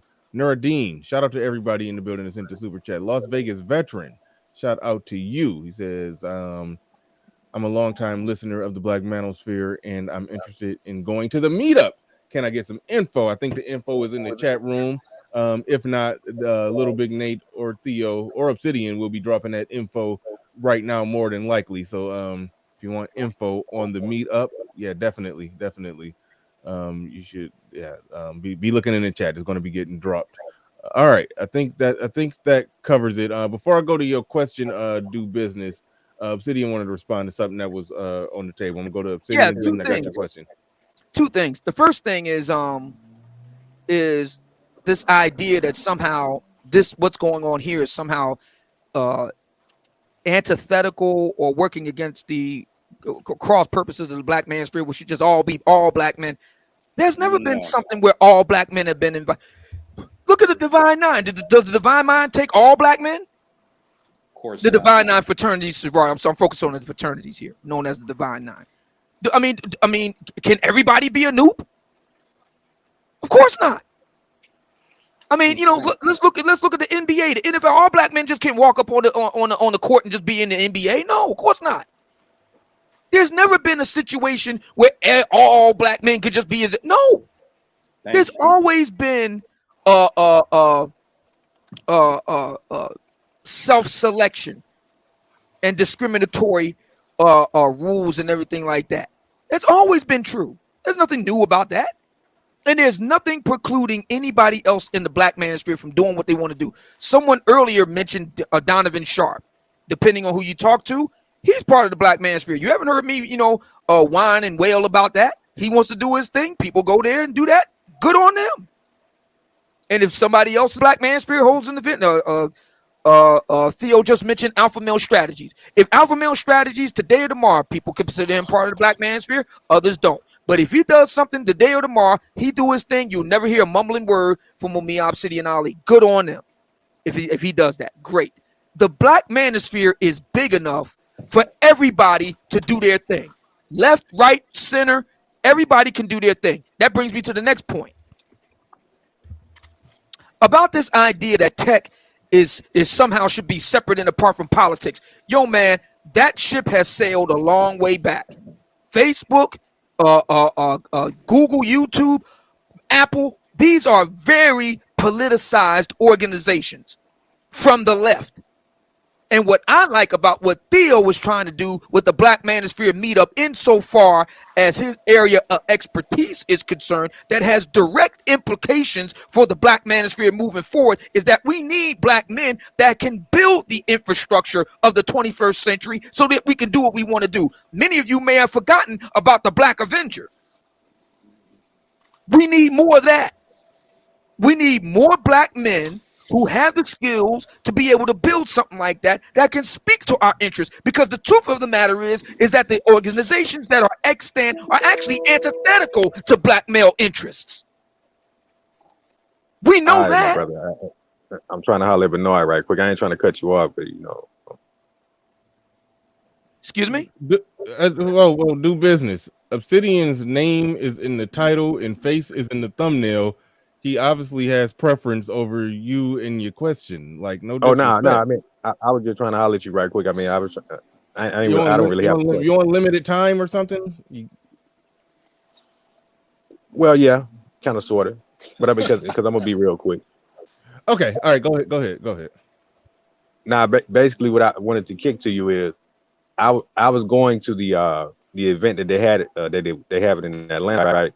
So I was on the Little Big Nate show one time, and we was talking about it, but I was kind of agreeing with Gabe Bay about, some of the things he was saying, because the first thing that this dude named Sir Tice had said to me, right? He said, if I come to the event, am I going to come and, shoot up the place or whatever? And I kind of got offended by that, because I'm interested in the IT field, right? Because I get emails and all this kind of stuff about going to boot camps in the tech academy. So I basically what I wanted to holler at you about is, like, I was agreeing with Gabe A about, this whole private meeting thing. I mean, if the IT thing is for everybody, then it should be for everybody. It shouldn't be private. Why? You see what I'm saying? Why? But Why? what I'm saying is that when I was on the Little Big Nate show, I was trying to connect with the brother, and then I actually asked Theo for his email directly. And you know what he told me? He said I got to go through Little Big Nate to get his email. So right on, I can't trust a dude like that. If I can't contact you directly, then why do I have to go through somebody else just to get to you? I don't do people like that. Let me ask you a question. Let me ask you. I don't do people like that. If somebody want to do business with me, you contact me directly. You can't contact Mark Zuckerberg directly, but if you got a problem with Facebook, you can. There's a type in customer support person working for Mark Zuckerberg who will answer any questions that you have.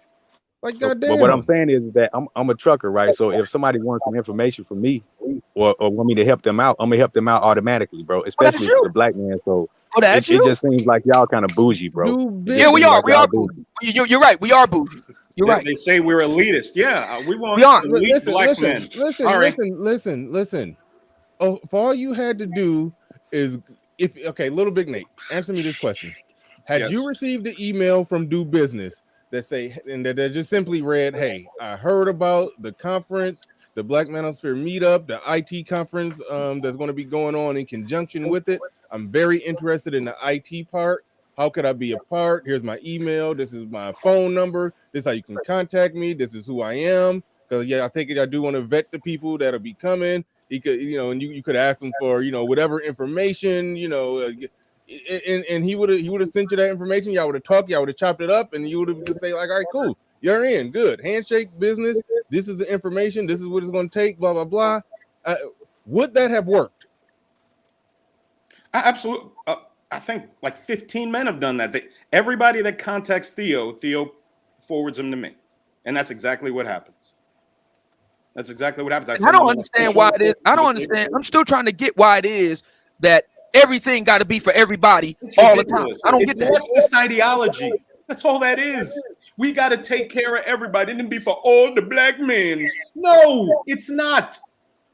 No one will address all the other divisions in the Black Manosphere. Not one of these guys whining and complaining will address the fact that there's a million different damn divisions and people have threatened murder of each other over these divisions. Whether the division is marriage, a million divisions, but you can't deal with this one. Sorry, too bad. Address what I've said. If I'm wrong, address what I've said. Defeat my logic. You can't. And there's others that feel that the Black Manosphere title shouldn't be used. I disagree. This came out of the Black Manosphere. Yeah, that's the thing that I wanted to kind of comment on, Obsidian. And I'm not trying to pick on Jessica. We're cool, but this idea that you have to get the entire Manosphere's permission to do something. There was a lot of Manospherians that didn't want women in the space at all. Another division. Thank you, SKC. Damn, that was a good one, SKC. So it's like I think that's a bad point of argument. It's a bad claim and position to try to hold, particularly as a woman. And that's coming from a coon. So, hey, This whole idea of including all people in something is ridiculous.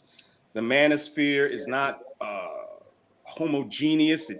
There are a million divisions in this space. I'm sorry. They just are. I'm the one that had the idea. I put it out there. I said, if anybody has a better idea, come up, let me hear it. Nobody addressed better idea part of this. So I'm the mind behind it. All I've ever said is like-minded men. You don't even like that. There's nothing I'm going to do to make you guys happy. Guys that are usually leftist in their thing. Nothing I'm going to do to make you happy. So I'm not going to try to make you happy. I just want the like-minded men that are ready to do something and get busy to come. If you can set aside your issues with conservatism and linking it to white folks and racism and all this other nonsense, then you may want to try to come.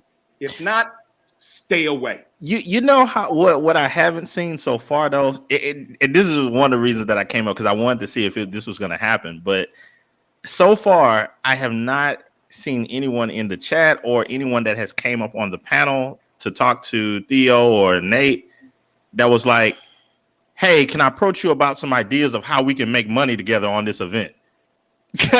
Why has that not occurred yet?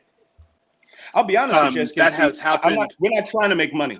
Not on this event. Or even in the future. Okay, in the future, yeah. Not on this one. Go ahead. This conversation. Go ahead, Theo. Hold on. This conversation has happened in the mix. So there are people who are advising me to do it this way later on. My point has always been that if I'm unable to get people, particularly Black men, into IT and into cloud, and if I need to get a few of them, my goal is 10. If I'm unable to if I have no effectiveness on there, then why would I be thinking about making money? So what I need to do is first focus on my delivery and guiding the men into their careers and actually getting them into IT. Then maybe I can think about this, but I usually don't think about this. So other people are formulating different ideas. I'm like, okay, good. You go do that. I'll listen to you later on. I need to get this done first. I've got my career that I'm doing this. I'm teaching this. I'm overloaded. So now you're doing proof of concept, basically. Right. Okay. So on this, I've done this with other people.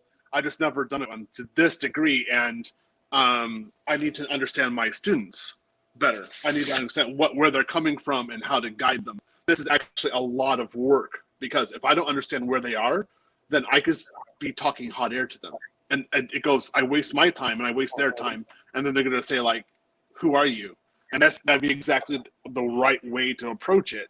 So I have to make sure my content delivery is correct, on point, and that people are actually able to get a job in IT. They feel different. They have more freedom. They're like, hey, this is effective. This isn't just BS. Then maybe we can start talking about something else. Mm-hmm. All right. Good stuff. The link is in the chat. If anybody, I'm kind of far away from the mic. Let me sit up a little bit. The link is in the chat. Anybody else want to come up and get any questions, comments, or concerns? You're free to come on up. So you trying to say this real quick, Bernard? And I think wait a minute. You said you had to go around 1 o'clock. I'm only gonna get a few local claims done today. It is what it is, man. All right. I'm only gonna get a few local claims. I'm not gonna be able to go to Greenville or anything. But okay, name for me one other race of men in this country that does this, that complains when they branch off into groups of like-minded men and do their thing, whether it's on the left, the right, whether it's pro-marriage, anti-marriage, whatever the division is. Name one other group of men that have other men whining about not being included. And what's crazy is no one even told you can't be included. The only people not included, I'm not going to do all this work for people who have attacked me and insulted me because of my political beliefs. So there's like 3 or 4 guys that just ain't invited. But no one told you couldn't come. You heard the word conservative and automatically excluded yourself, because I never said the word conservative. I said like-minded men.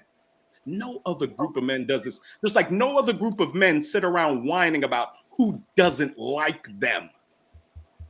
It's time to grow up. Yeah. Sorry. Yeah, you wanted to read a super chat, and there's something in the chat room coming from one of your subscribers, not a general chat. So he's paying to be here.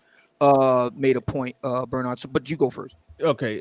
Insane one in the building. He says, are the same people complaining when Kevin Samuels says how he's only talking about the 10% that most of us are not in? Sniper approach, not shotgun.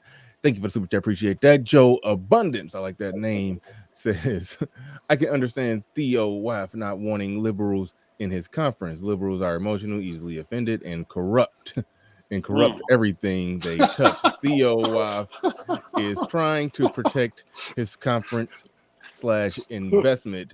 Well, to the finer point on that is what we kind of just went over with Gabe. It's nothing wrong with somebody doing something along the lines of IT, but also having a political agenda behind it as well. So that's something that I hadn't even. We cited real world examples for him. Yeah, I didn't even realize everybody else was technically already doing that. I mean, I know people are doing it from the media standpoint, but you know, a lot of the major social media platforms are ran by liberals, and you can see their agenda in how they do things. So, Absolutely. So, which I point out, I might add, which has direct implications for what Theo is attempting to do here with the Black Manosphere Meetup. It has direct implications for us black men. Remember, we're in the crosshairs with these. We're fundamentally at odds with the powers that be at the major tech companies. Why?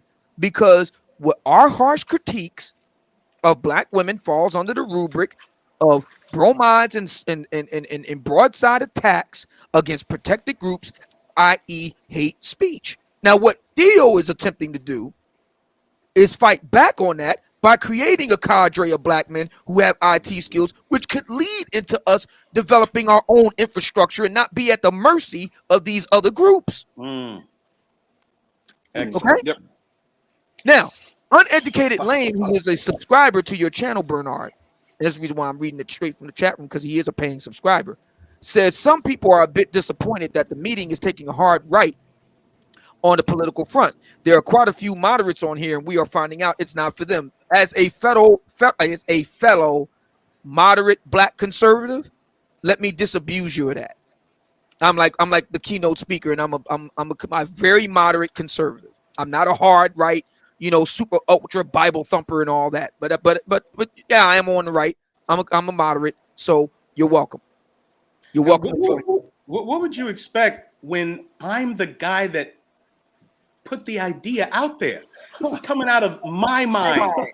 And when I say like-minded men, what do you think I'm talking about? This doesn't make any sense. Well, I mean, to the point that Uneducated Lane brought up, and I think Obsidian did put a good bow on it. A moderate conservative, you wouldn't take that. That would fall under the purview of like-minded, I would presume. Like, you don't have to call yourself anything. I've never required black men to call themselves anything. Exactly. So yeah. So to Uneducated Lane's point, I don't think nobody again, don't y'all getting triggered off the word conservative, like the way people get Trump triggered, like but like pump the brakes on that. It was a deliberate and I don't want to say bold play by Theo by putting conservative in there, but putting that word in there, I think he knew it would ruffle some feathers, and his event that he's funding, so he's okay with ruffling those feathers. So, but I don't think you should be that ruffled by it, especially if you're a moderate who agree with a lot of our talking points on a lot of things. Then I don't think you should be that thrown off by that. Like Obsidian pointed out, it's not so far right. I mean, hell, you listen to us. We ain't that. Ain't no Bible thumpers. Like, I've never required black men to be anything. Go be what you choose to be. Exactly. So that aspect of it, like, don't. I wouldn't overthink that aspect of it. Like, we ain't in there Bible thumping and casting out demons. We ain't that far right conservative with it. Like, come on, like I think y'all understand who and what we are. Like, we are the people that you saw on the list to speak at the conference are people that you've heard speak. When we speak, do we say things that you object to? If not, then you'll get from there. You'll get the general feel or vibe of the speakers and what will be discussed in the Manosphere Meetup portion of it. So I wouldn't overthink it. Shout out to Jessica X in here with another one. She said us women can bake cupcakes and sell. That's selling that It's pie. A cupcake, I think.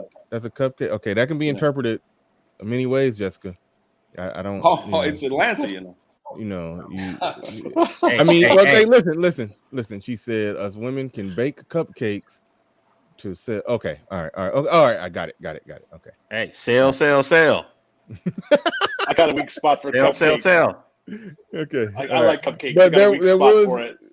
There was going to be a potential thing going on. Well, that's off the table, so I'm not even going to talk about that. But it was going to be something something for women off in another room somewhere, but that's not on the table anymore. Where I think I would be learning how to, I don't know, make sandwiches and sit with your ankles crossed, and I don't know. I don't know what I do, what kind of femininity practices engage in. But anyway, shout out to Jessica X, appreciate the super chat. I think I had something else or somebody else in here. The link is in the chat. Anybody else want to come up? Just saying, one just came right in to save me when I was fumbling trying to find if there was another super chat. He says, Jessica X giving the women in here ideas. I wonder how many seriously minded women will show to look for potentially high earning, high value men. Well, how about that? We saw what happened at at the All-Star game. They was hiding out in vans and sleeping in the back of U-Hauls and all kind of stuff. I wouldn't even knock it. I honestly would not knock it if it was some lovely ladies, and I don't say it sarcastically. I'm talking hopefully actually lovely ladies who did look at that and show up and be like, "Hey, it's some good potential suit." I mean, I listen. I'm not trying to. You know. Did you just say sleeping in U-Hauls? Oh, they was clowning. Yep. Yeah. They was clowning. But no, I listen. I wouldn't be shocked if some of the women who follow and lurk around the Manosphere, showed up outside the event. I wouldn't be that damn shocked. I really wouldn't. I really wouldn't. But yeah, no, for the All-Star game, yes, they was it's videos of this. It's videos of it of women actually yeah, they went down to Atlanta on a wing and a prayer and didn't have nowhere to sleep, but they just wanted to be there because that's where a lot of men with money was at. So yeah. But anyway, I just want to know how much it's going to take for y'all to get Tie City there. To get Tie City? Yeah. How much? What do you mean by how much? I don't. That's not the right wording of that. Well, he's a staunch capitalist, so he if you want him on the venue, you throw the right amount, and Ty might come out of pocket. He may get on the plane. Say that again. I wasn't listening. What'd you say? No, I'm serious. All like-minded men are welcome. I was trying to think of of my own joke when you said, but I wasn't listening to whatever you said. But no, I'm just playing with Ty, man. I was coming with a joke like Tie City across the street going to do a smaller event called the Logic Sphere Meetup. Yeah. Hey man, if there's money in it, and you can throw some crypto in it and so forth. I mean, hey, I'm serious. I think if he would make some money, he would be there. I was trying to think of a joke that I didn't want to be disrespectful or start no joke, but he gonna do a Logic Sphere meetup where he gonna do? He's just gonna be across the street at a smaller venue talking shit about the Manosphere meetup. See, he just said it. He said, "How much ARC getting these days? I want that much." See, I told you.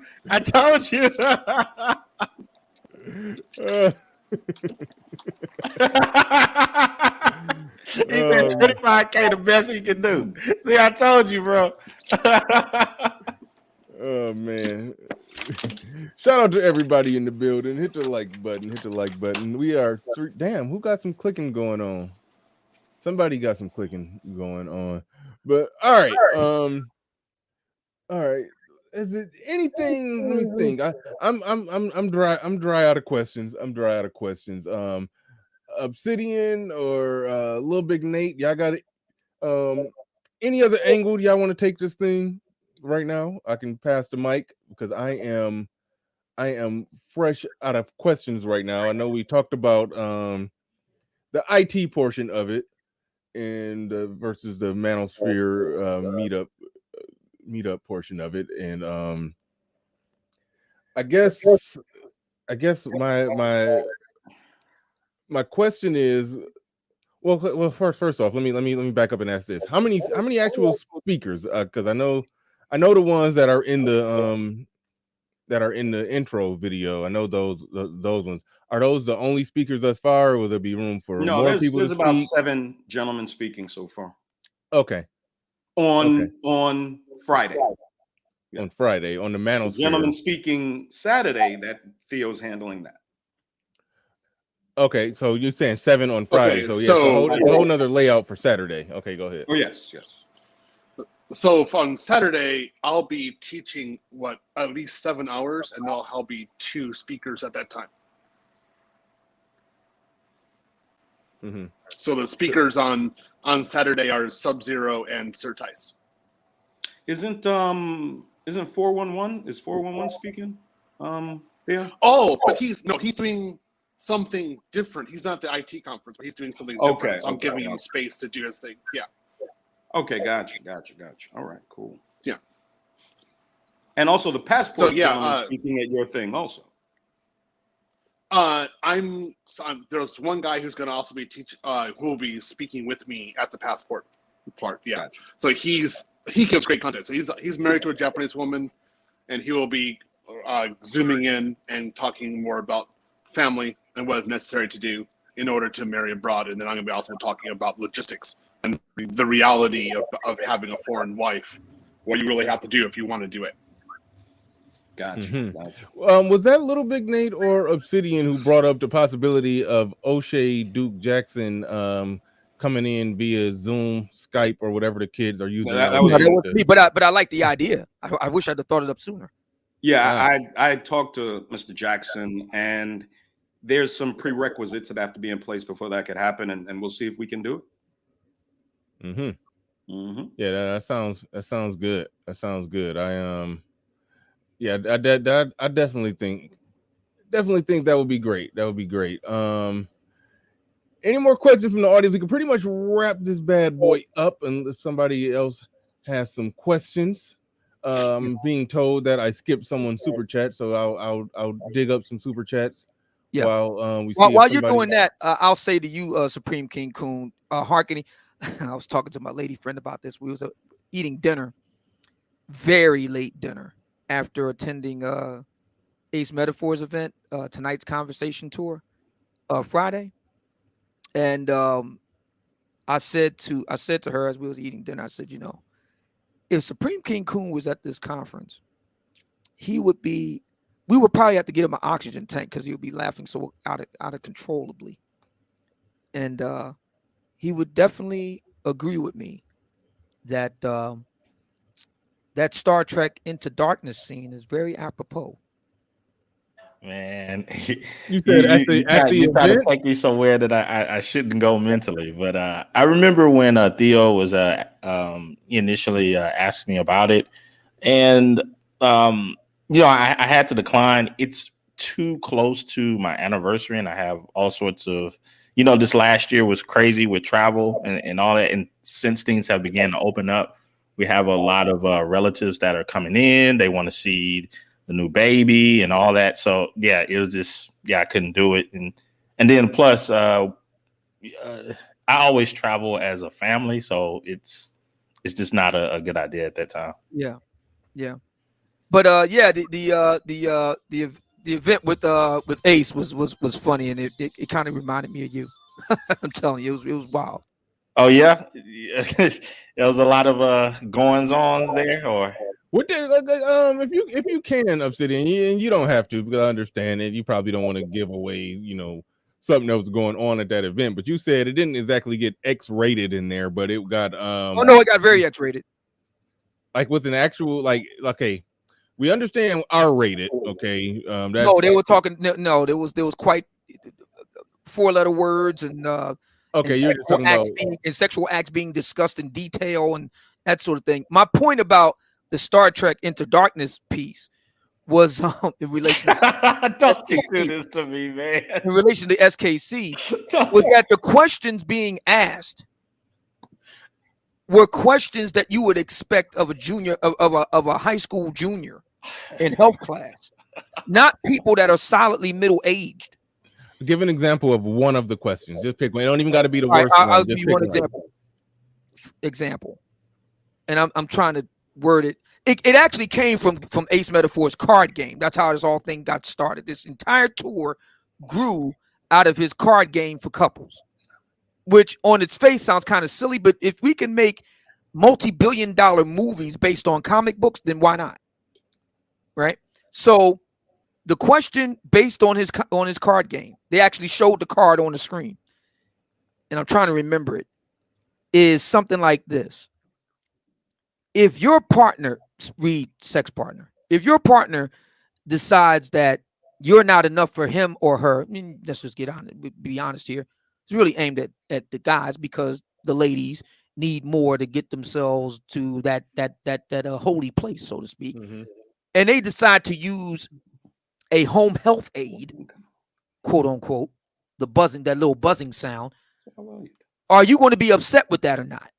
Now, to me, to my way of thinking, that's a question that I would ask guys in the locker room, kind of whispered tones. Hey, listen, what do you think I should do if she uses a vibrator? That sort of thing. Now, at 52, soon to be 53, so what? I'm like Ron Jeremy. Anything that she says yes, I'm down for. He was asked one time, Ron Jeremy was asked, what's your favorite sex position? He said, anyone that she says yes. That's where I'm at with it.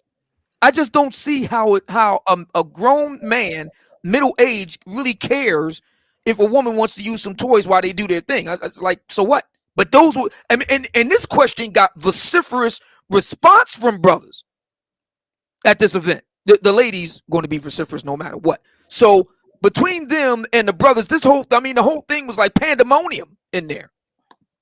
And I looked at my lady friend and said, if Supreme King Coon was here, he would understand. And I took the tip of my cane and, drew a circle on the floor. She bust out laughing because she knew exactly what I was talking about.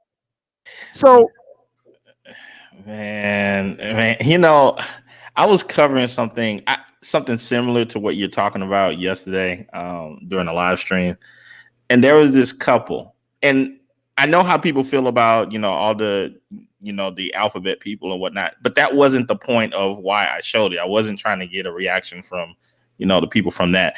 What I was pointing to was here was two people who say that they have been together as a couple for 9 years, and it was difficult for them to talk to each other about their relationship in the open. And I'm like, good grief, like, what the heck are you doing? So when you say, you got this, grand groom of all these people in there talking, about these, you would think elementary things that couples would talk about, right?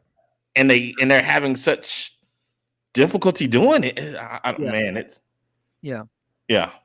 We was having dinner, and I pointed out that fact to her, and she kind of chuckled at that. I said, yeah, he would definitely get a kick out of what happened. Yeah, I would not have been able to contain myself in that. They would have threw me out of there. I'm just being honest, man. Dude. And I've been in situations like that where I have.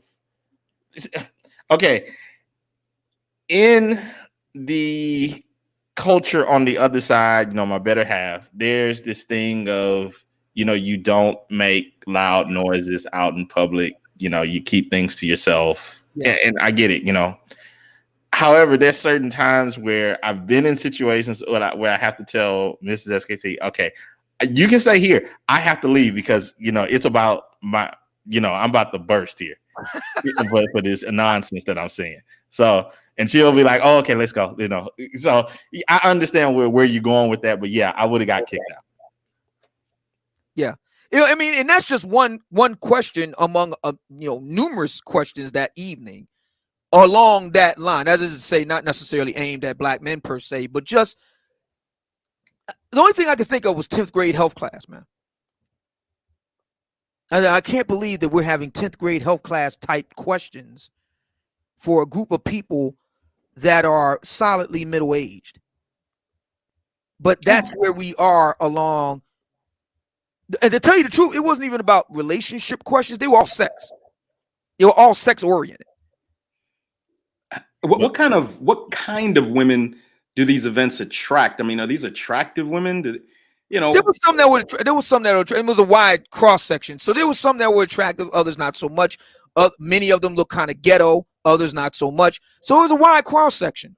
There are quite a few guys that need a little polishing up there.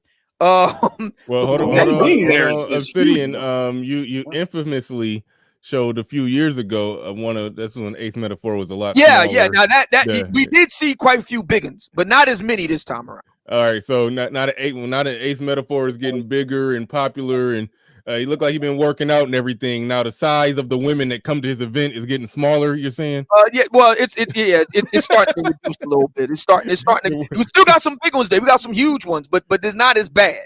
You in the one picture I saw there that we've all seen this. The overwhelming majority of the ladies were big ones. In this case, it's moderating out. So that could have something to do with it. Maybe because of his getting more popularity, that may have something to do with it. Yeah. I don't know. Yeah. Yeah. Yeah, when he was first starting out, man, that picture you showed was like, whoa. Yeah. It was bad. It was bad. Yeah. I mean, it's one thing to have a few big ones, but it's something else when you got the whole room that's big ones. That's not the case this time around. It's getting better. It's getting better. I think the Black Manosphere really has had something to do with it. Matter of fact, here you go. This is something that was interesting. Kevin Samuels' name came up. Uh-oh. Yeah. And the whole high value man is quite a few ladies were not very pleased with Kevin in that respect. Now that I think back on it. Yeah, his name came up. And they were not very pleased with what he had to say regarding the high value man. Let me ask you this, Obsidian. Do you foresee a time you would be able to put on an event like that? No. Really? And the reason why is because wait, hold on real quick, Little Big Nate. What do you mean by an event like that? This gentleman has a book focused on Black. Well, no, it's focused on the gentleman and how he interacts with society. But no, you're right. It's both. It's focused on both. Okay. It's focused on the 21st century Black American gentleman, and it also deals with Black American 21st century dating and mating, which by extension would deal with Black men. It just happens to be aimed at Black women, rather. It just happens to be aimed at Black men. The book that I'm writing right now, and part of the reason why I attended the other night, a big part of the reason why I attended Ace's event the other night, was to do research on the book that I'm writing right now, which is basically the female version of the book. Yeah. Yeah. But like, why don't you foresee that? I mean, that's a great way to make an opportunity to make money. The ultimately, I've said for my channel, Black women need to get their instruction from proper men. Period. These are the only people that are gonna give you a chance at winning whatsoever. So I would think, you could fit into that wheelhouse, find your own niche, but just a question. Well, the type of event that Ace does, it reminds me of a variety show. So you have some music, some comedy, and some poetry and stuff. And that's a great format, but I don't think that's really my jam. My jam is something a bit more intimate. Gotcha. And so I'm thinking something a bit more sedate and intimate. So kind of let me put it this way, kind of more along the lines of Jordan Peterson than Ace Metaphor per se. Like and the great thing about that is that there's space for that in the Black Manosphere. Or should I say, not Black Manosphere. Let me say it another way. There's space for that in the Black love machine market. There's space for that. Not as big a space, and that's okay. It doesn't need to be as big a space. I'd rather it be a bit more intimate. So instead of 1,000 people in attendance, I'm cool with a couple hundred. I think that's something like that. There's room for that, and that's what I'm kind of aiming for. Good deal. Like good deal. And also, Obsidian, is this not your first book signing coming up? Yeah, this will be my very first book signing. Let me elaborate on that for a minute. So the original plan was I was going to release the book in 2020. I wrote it in 2019, was going to release it in 2020 and go on a book tour. And of course, coronavirus pandemic broke out. So that pushed everything back. And so we went through 1 year of the Rona. On the second year of the Rona, we're heading into a potential third year of the Rona. But as Supreme King Coon pointed out, it's starting to lessen as time goes on. So here's what I'm hoping will happen. I'm hoping that the Black Manosphere Meetup will serve as a kind of a springboard toward me doing more live events in 2022.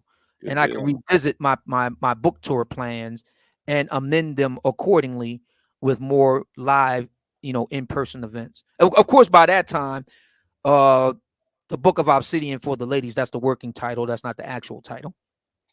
But the book of Obsidian for the lovely ladies will be out, and then the Book of Obsidian Volume 2 will be on the way in 2022. So that's the plan. Interesting. Good deal, man. We love black men making money. Sorry. Yeah, it seems that there's some gentlemen in the chat room that have problems with my position. I wish they would come up and pose their questions. Yeah, real quick. SKC, what the hell am I seeing in this picture? What is this? Huh? What am I seeing here? This? Oh, Is that, yeah. It's just a picture. I understand that it is a photo. It looks like an Asian woman in some type of Asian traditional garb is fanning a pookie.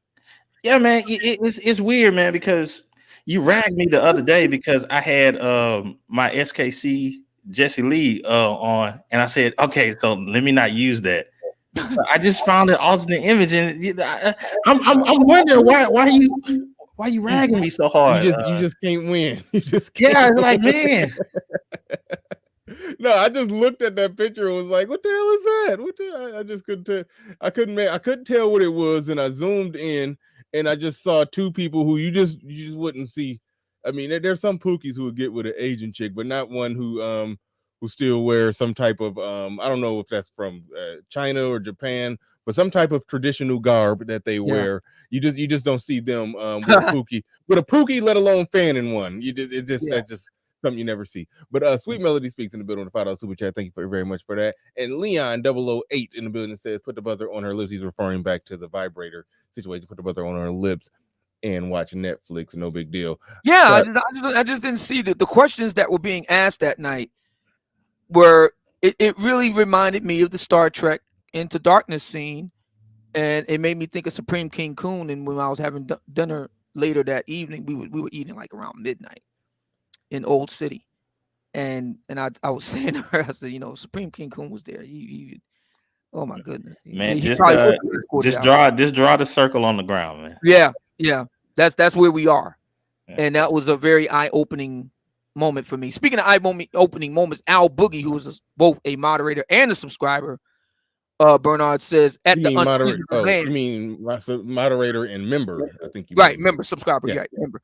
Al Boogie said at unreasonable man. He's talking to the unreasonable man. He said that's why I don't buy what he being me is selling. He meaning me wants in on the shit he's been talking about for years. That's interesting. You clearly didn't understand. Well, first of all, you don't have my book, right? So you wouldn't know this. But the reason why I wrote the book, I explained it. It's in the book. The reason why I wrote the book is it's all Derrick Jackson's fault. I explained what I was doing and why I was there and all that, and it just finally hit me. Why don't you write a book, man? Why don't you do it?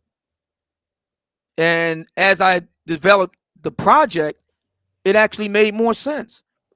Guys that I'm representing and part and parcel of aren't in the conversation, the Black love conversation. We're at best on the periphery. And how has that served us?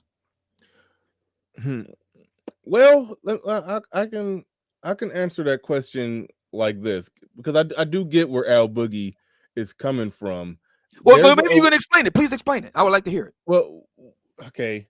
There's a way for a black man to get into that business and be for black men. And the best example of that is the shining example that we see with Kevin Samuels. Even though he hasn't written a book, he doesn't label himself as a dating coach. He doesn't wear any other titles or labels, but he is essentially in that industry. And he does consistently say he consistently says things that lines up with what with a lot of men, not everything a lot of men in this space say, because there's a lot of men in this space to say all kinds of things. But the general principles of manhood and a man leading and what men actually want in a relationship, he's in that industry and he's speaking to that. Right. So yeah, so it's no longer the situation where just the properly I don't Bernard, can I ask you a question? Hang on.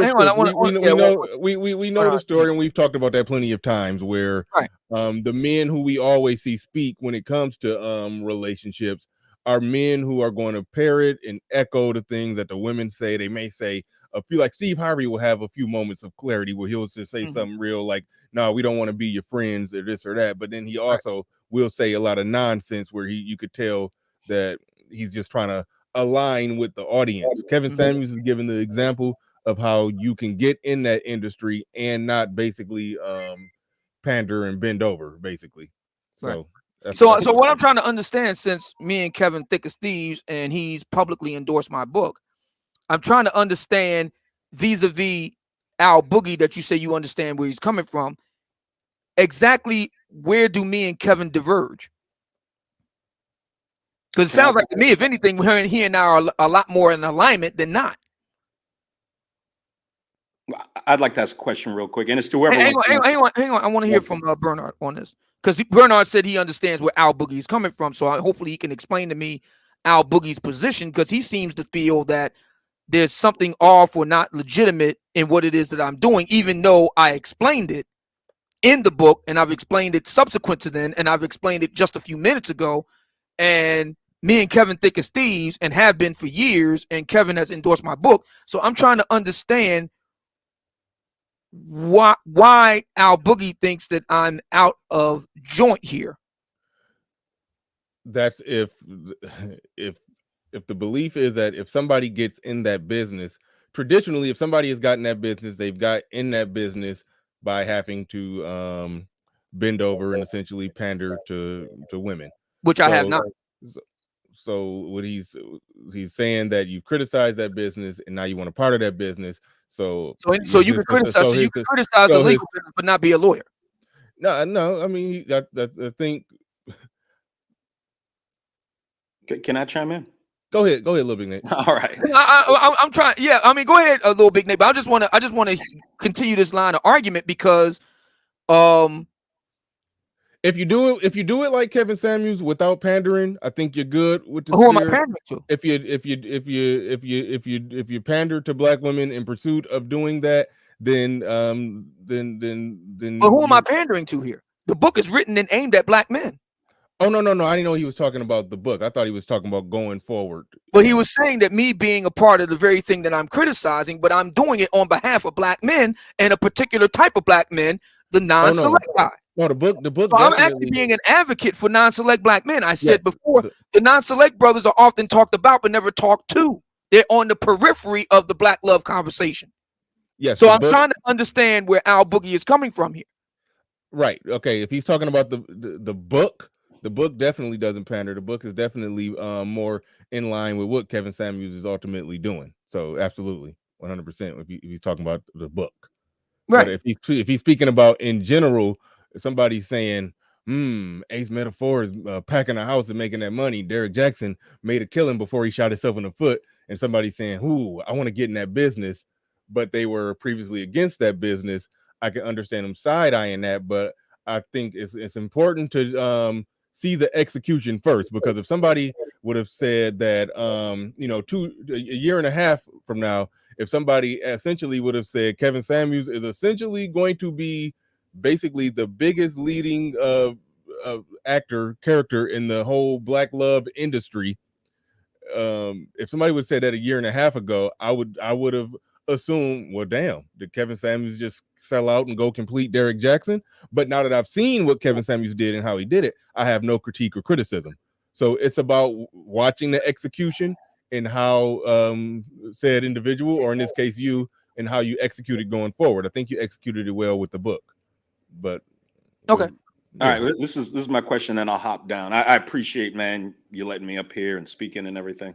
By the way, if anybody else has any questions, come on up or put them in a super chat or become a subscriber, and we'll read them out. Now, one of the main criticisms I hear about Kevin Samuels in this space is that he's, quote unquote, like serving black men up back into, bondage, basically encouraging traditional marriage, things of that nature. What would be, either one of you gentlemen will respond to that? I'm curious. I don't know if I've heard Obsidian address that directly. Maybe he has. If he has, my apologies. But I'd like to hear your perspective on that. What do you say to the men? And I don't necessarily believe this because I'm for marriage, just not state-sanctioned marriage. But what do you say to the men that say that KS is just trying to serve up black men back into the mess? I'm curious. And y'all have a good afternoon. I would say that that's an inaccurate statement, because Kevin is very clear on the type of black women that black men of the caliber that he represents wants. So they would have to, those black men who make that argument would have to make the case that those black men that Kevin is, those black women that Kevin is talking about are part and parcel in the same of the black women that they are talking about. They would have to make that argument. Yeah. No, that's fair. That's fair. Like, put it like this. Again, it goes back to what I said about the execution. If the women called in the Kevin Samuels show and they clearly were not what any reputable black man would want, and Kevin Samuels did the Derek Jackson thing and said, "No, you're just fine. You're perfect. You just got to find a man who just understands and sees the value and who you are and who can handle all your strength because you're a strong black woman." Like if he said some nonsense like that, then that would be a fair criticism. He's basically attempting, and some people could say call it a fool's errand. Okay, fine.